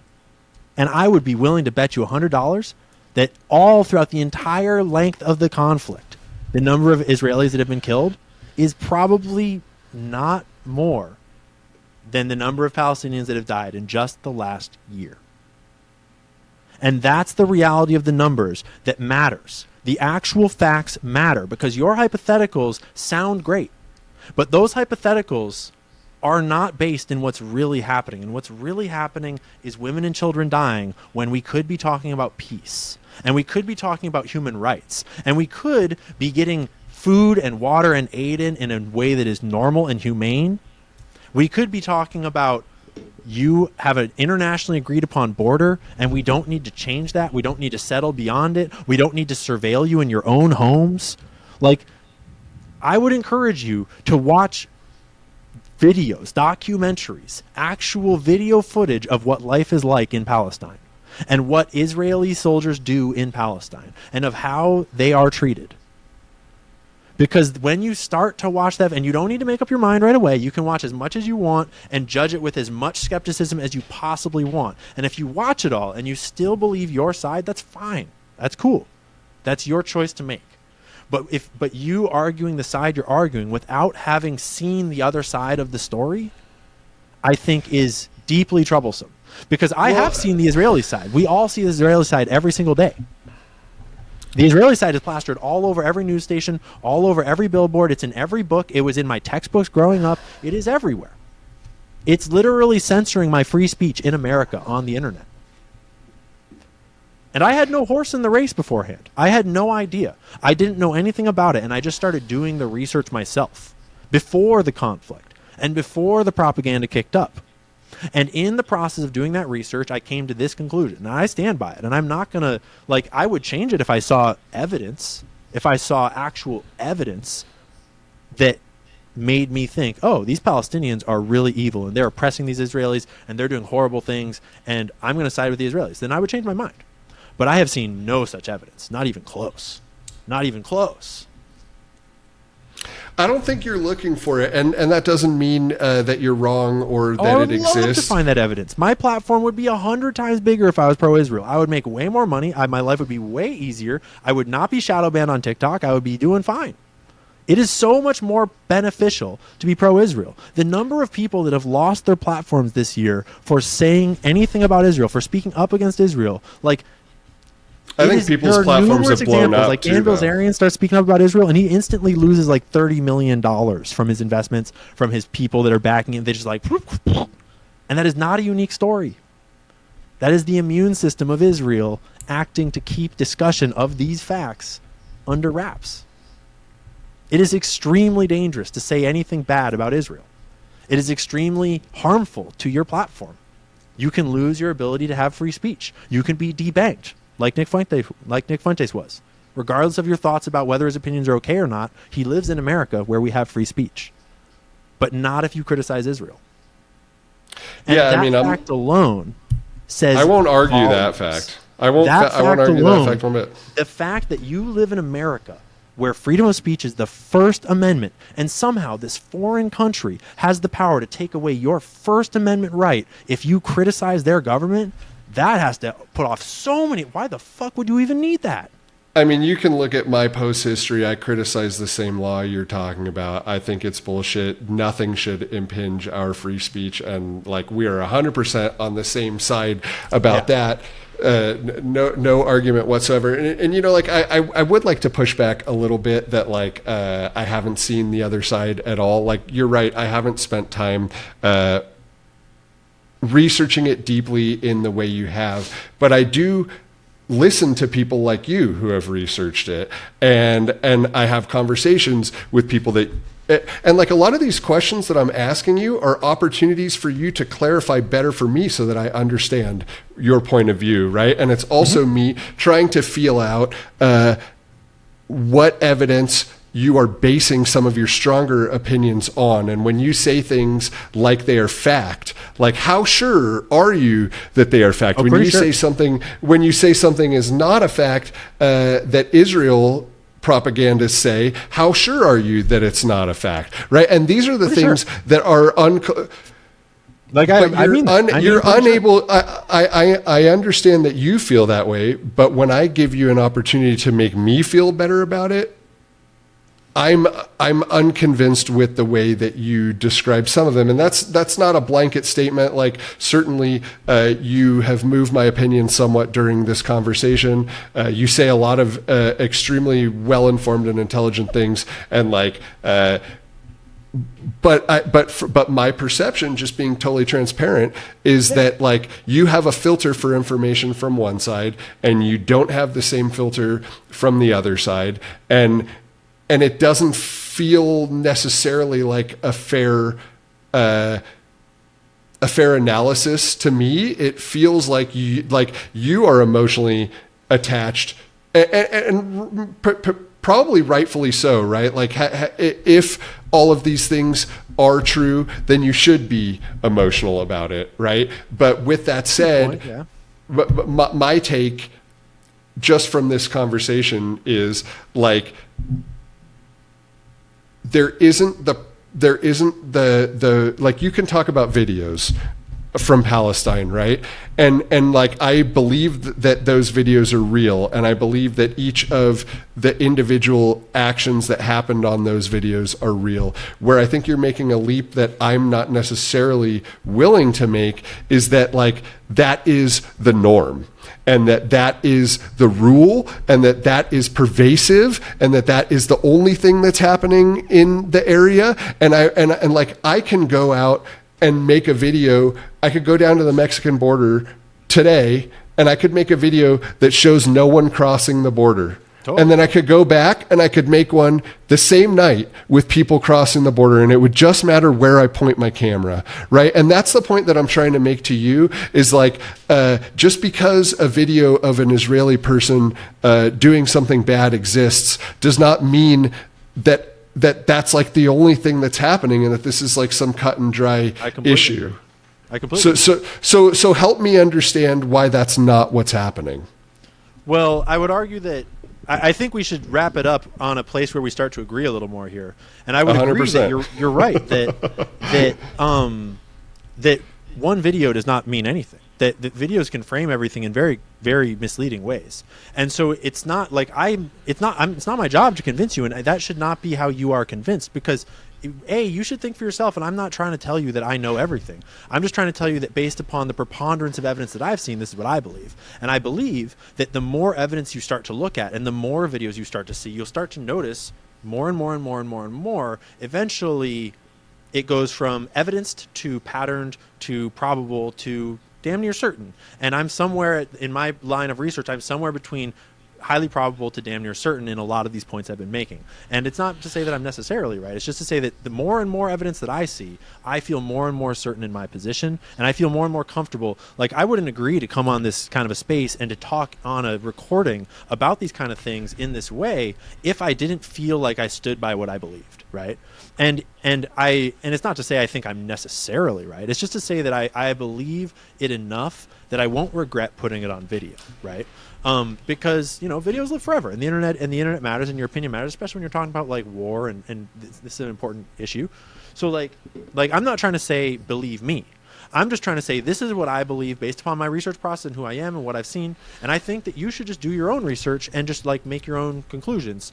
And if you didn't know some of the things I talked about, maybe look into those. And if not, but it's like, I have no judgment for you based upon your opinion of it. Like, you know, look, I like you. On the free speech side of it, like. I like you. Not only do I not judge you, I like you, right? Yeah, I enjoy being able to discuss things with someone that doesn't take it personally, but like is willing to like, you know, that's essential. I'm just curious, man. Like ultimately, like if you define my character in one word, like I am very curious, right? So totally. I want to know what's true, and I don't have time to research everything myself. And I know, and there are a lot of people. Most people don't have time to research everything themselves. So we depend on people like you. To do the research for us, and the only thing that I'm trying to do is like help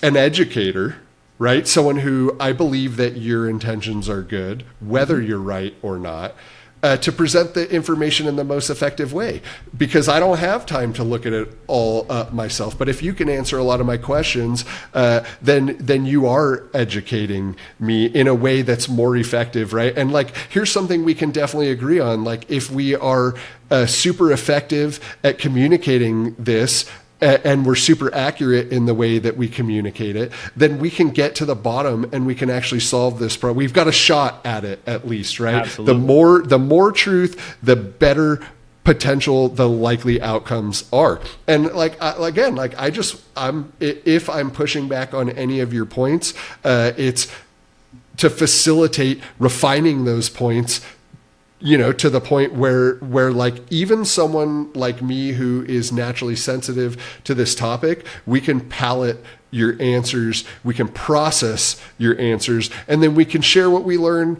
with our friends, right? Because if I shut down before you say anything, then I'm never going to learn. And then it's just as much your fault that I don't know as it is the counterintelligence agencies that are feeding me bullshit, right? Because like, and I know it's not like your job per se. I mean, it sort of is, right? It sort of is, right? That's the balancing act that we're talking about, right? And that's where I think I disagree with Nick Fuentes' tactic. Because suppose Nick Fuentes is like right about Israel and I'm right, like suppose it's right, and I'm just saying thought experiment. But it's like, I don't agree with the way he goes about it, because I think he goes about it in a way that's so intense that he's going to miss like a huge portion of people in the middle if he was right? And so I intentionally try to go way less intense and try to be more, but also there is a line where like, if you dial back that intensity, that is not that different than dialing back the facts. Like, because if true, then all of those facts are the truth, right? And the more of those facts you dial back and kind of fuzz out and mellow out to make it palatable to people that don't know them or don't believe them, then pretty soon you're doing less factual reporting and more central reporting. And so it's a balancing act of how deep do you go into the facts versus how much do you sway towards the sort of like I think you're misinterpreting what it is that offends people, right? Because it's not facts that offend me. It's the way that the group like this is a really important point. When you are targeting a group, when you're pointing fingers at a group and you include people accidentally or on purpose that had nothing to do with it, that is very destructive to the argument that you're making. Yeah, which is why I try to be pretty specific, that I usually am talking about the government of Israel or Zionists or Mossad, or sometimes Jewish people, depending on what specific thing I'm talking about. And usually it's Zionists, because Zionism is basically people that support Israel. But sometimes it is Jewish people, because I'm talking about like literally those people are Jewish in their religion, specifically those guys. But often it's Mossad, because I'm talking about an intelligence agency. So like, yeah, I mean, I try I try pretty hard to actually specifically, but then we live in this, 2024, where often people will extrapolate and like take offense to things that I didn't really say all Jewish people, whatever. I said those record executives are Jewish, and they are, right? And it's like, and I can't control if everyone else is going to take that as offensive and fuel to a fight. It's like, I'm not going to like lie or change the facts to like, it's like the world is what it is. And like the facts are what they are, and I'm not going to change the way I report on them beyond a certain point just to address like other people's perceptions of reality. Like, I guess it depends on what you're trying to accomplish. If you're trying to make a difference, then you need as many people to process what you're trying to say as possible. And I don't want you to dilute anything, right? Again, what I take offense to, and you are not an egregious offender when it comes to this. No, I think that's why we're having this conversation, because we can find a good middle ground and a way to riff without offending.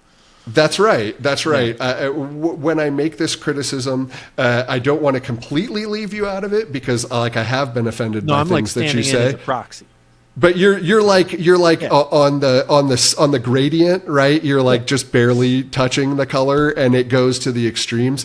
But it's a culture of folks on your side, and there are folks that you directly interact with that are much more egregious, and I don't see you calling them out for it, right? And I don't see anyone really calling them out for it on that side. It's only the other side that calls them out for it, and I think that the real magic happens when you can get that sort of cooperation, or like that sort of teamwork, that like, hey, it's not okay to just say the Jews. Like, even though we're all talking about the same problem, if we as a group start creating our manual similar to the one that came out of Israel, like, how do we talk about these situations without being a fucking asshole, right? How do we present the facts in such a way that it lands on people in an effective way? Like, there is a lot to gain, I think,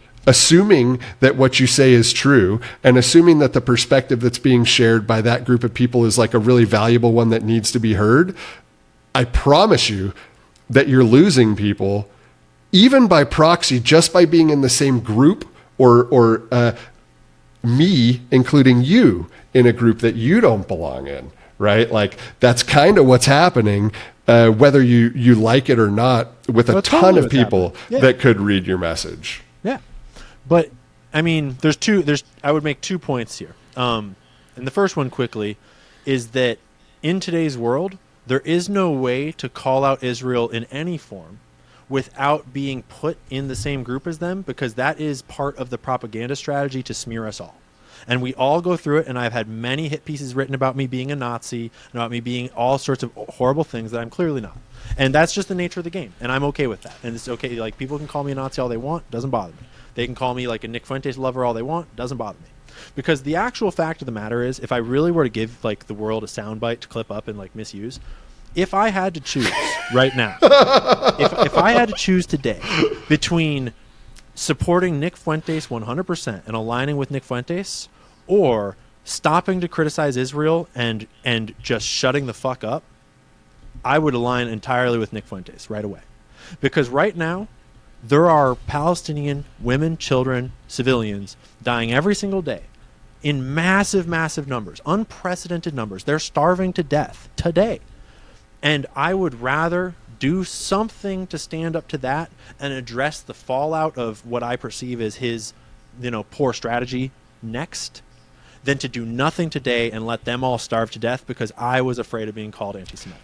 You want to know what the only pushback I have on that strategy is? Mm-hmm. That, like, I think you're leaving out what is effective, right? Because if doing you really something care, is more effective than doing nothing. That is absolutely a logical fallacy. That is not true. It might be not true in every circumstance, but in this case, it is true. I would say that teaming up with Nick Fuentes is not better than doing nothing. It's not. It's not better. If you take the entire media space and you reapply that same logic to every single person, think about it.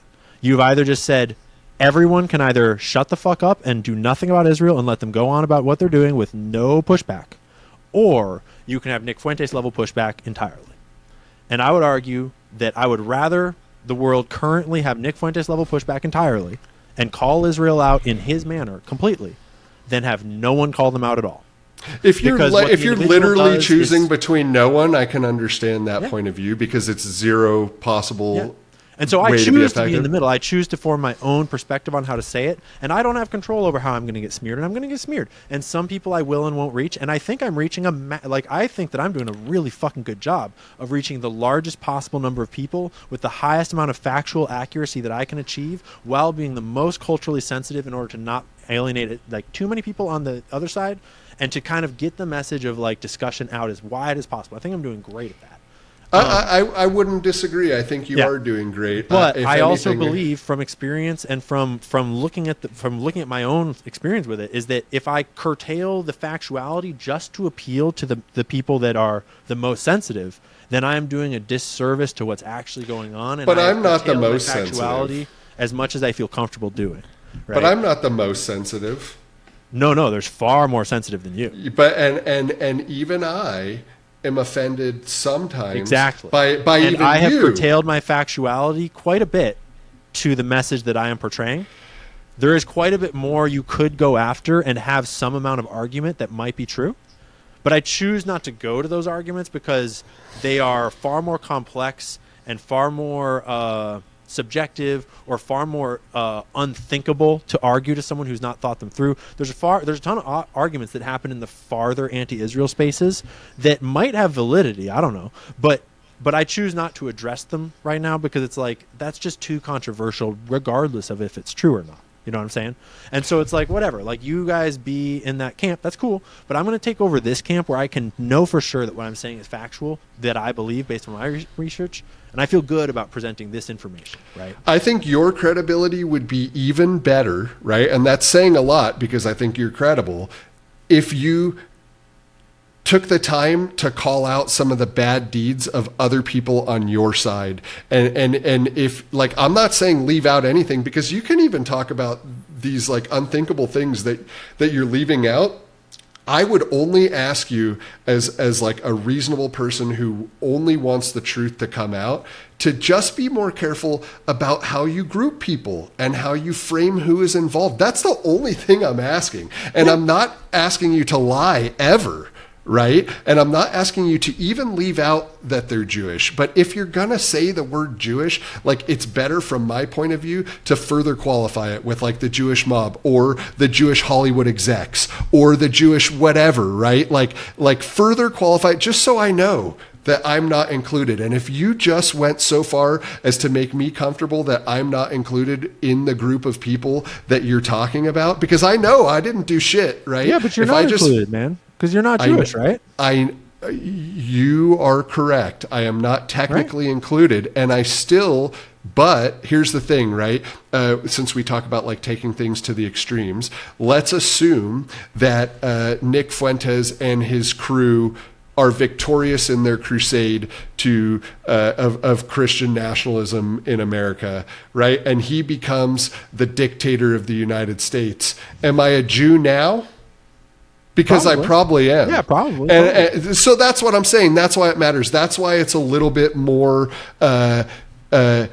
important that you clarify that I'm not part of this group when you talk about it. Because when I think about it, even though I'm not a Jew, I feel included because I feel like as this gets pushed to the logical conclusion, I am part of who gets blamed, even just because like I'm sensitive and sympathetic, and I had this conversation with you, and like Nick Fuentes and the Groypers will point at me, and they'd be like, "Look at this fucking Jew." They would shit all over you for it. 100%, and I will, and I guarantee because some of your I'll get called a Nazi viewers.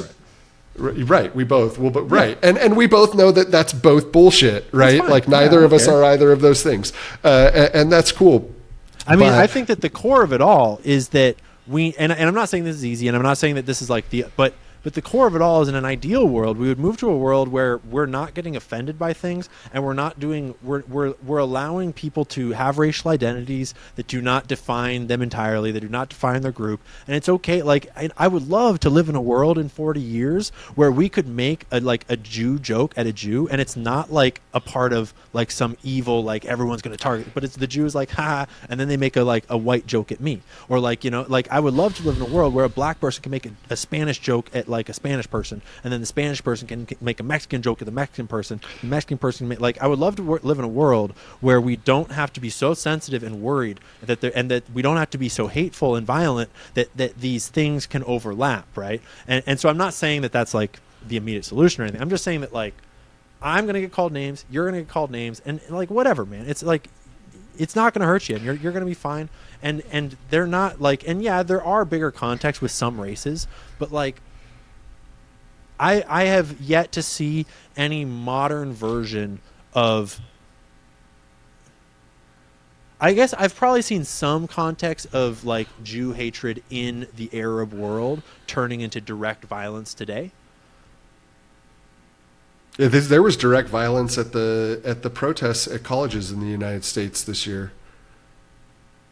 Yeah, there's a lot of violence the other way too, though. It's like it's kind of a mixed bag on that one. I'm trying to think of if I've seen anything that's like overtly evil. It's like it's whatever. Like I don't know. I am comfortable in my beliefs, and I hold them strongly, and I think very carefully about where my zone is, like where my line is of sensitivity versus factuality. And to a certain point, it's like I do my best every day, and like I can only do so well. And like that original TikTok comment that I was commenting about, that's like an example of where it's like being kind of flippant, because it's like the bottom of the comment feed of like a 10,000 comment post, and it's like, I don't fucking care, man. It's like, whatever. You're being flippant about white people. I'm going to be flipping back. It's going to get like 70 views at the most. It's like, who cares? And it's factually accurate. It's whatever. And maybe on another day, I would be more culturally sensitive. But it's like, at the end of the day, I don't take it that seriously. Because in that context where it's this tiny little spot, it's not that serious. In a bigger place, maybe serious, but... But it's part of you, right? And whether a lot of people saw it or not...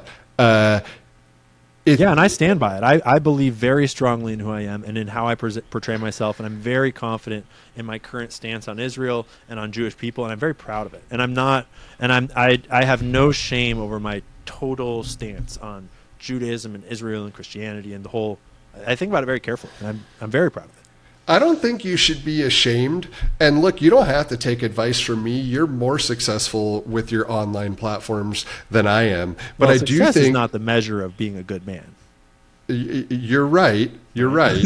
And that's like sort of the point that I'm trying to make, right? Is like, forget about how much you grow, forget about whether our feelings are hurt or how much money you make, right? If your goal is really to educate people and do good, this feedback that I give you, like, you don't need to give me excuses, because I don't actually judge you for what you're doing. Like, I think you're a good person, right? But I am giving you feedback on how I think you could be more effective at educating people like me. And I happen to think that people like me are a good tipping point if you really want to solve these problems, right? Because I agree.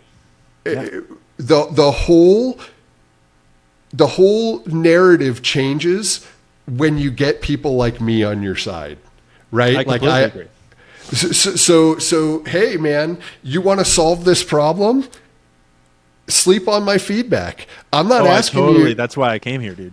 And I don't want to paint it as like I've been ignoring you, or I've been listening very carefully. I've been very intentionally absorbing how this conversation went, and I'm going to rewatch it all, because this has been very educational for me. I don't want to paint it as though it's not, and I'm not going to change my stance. That's not what I'm trying.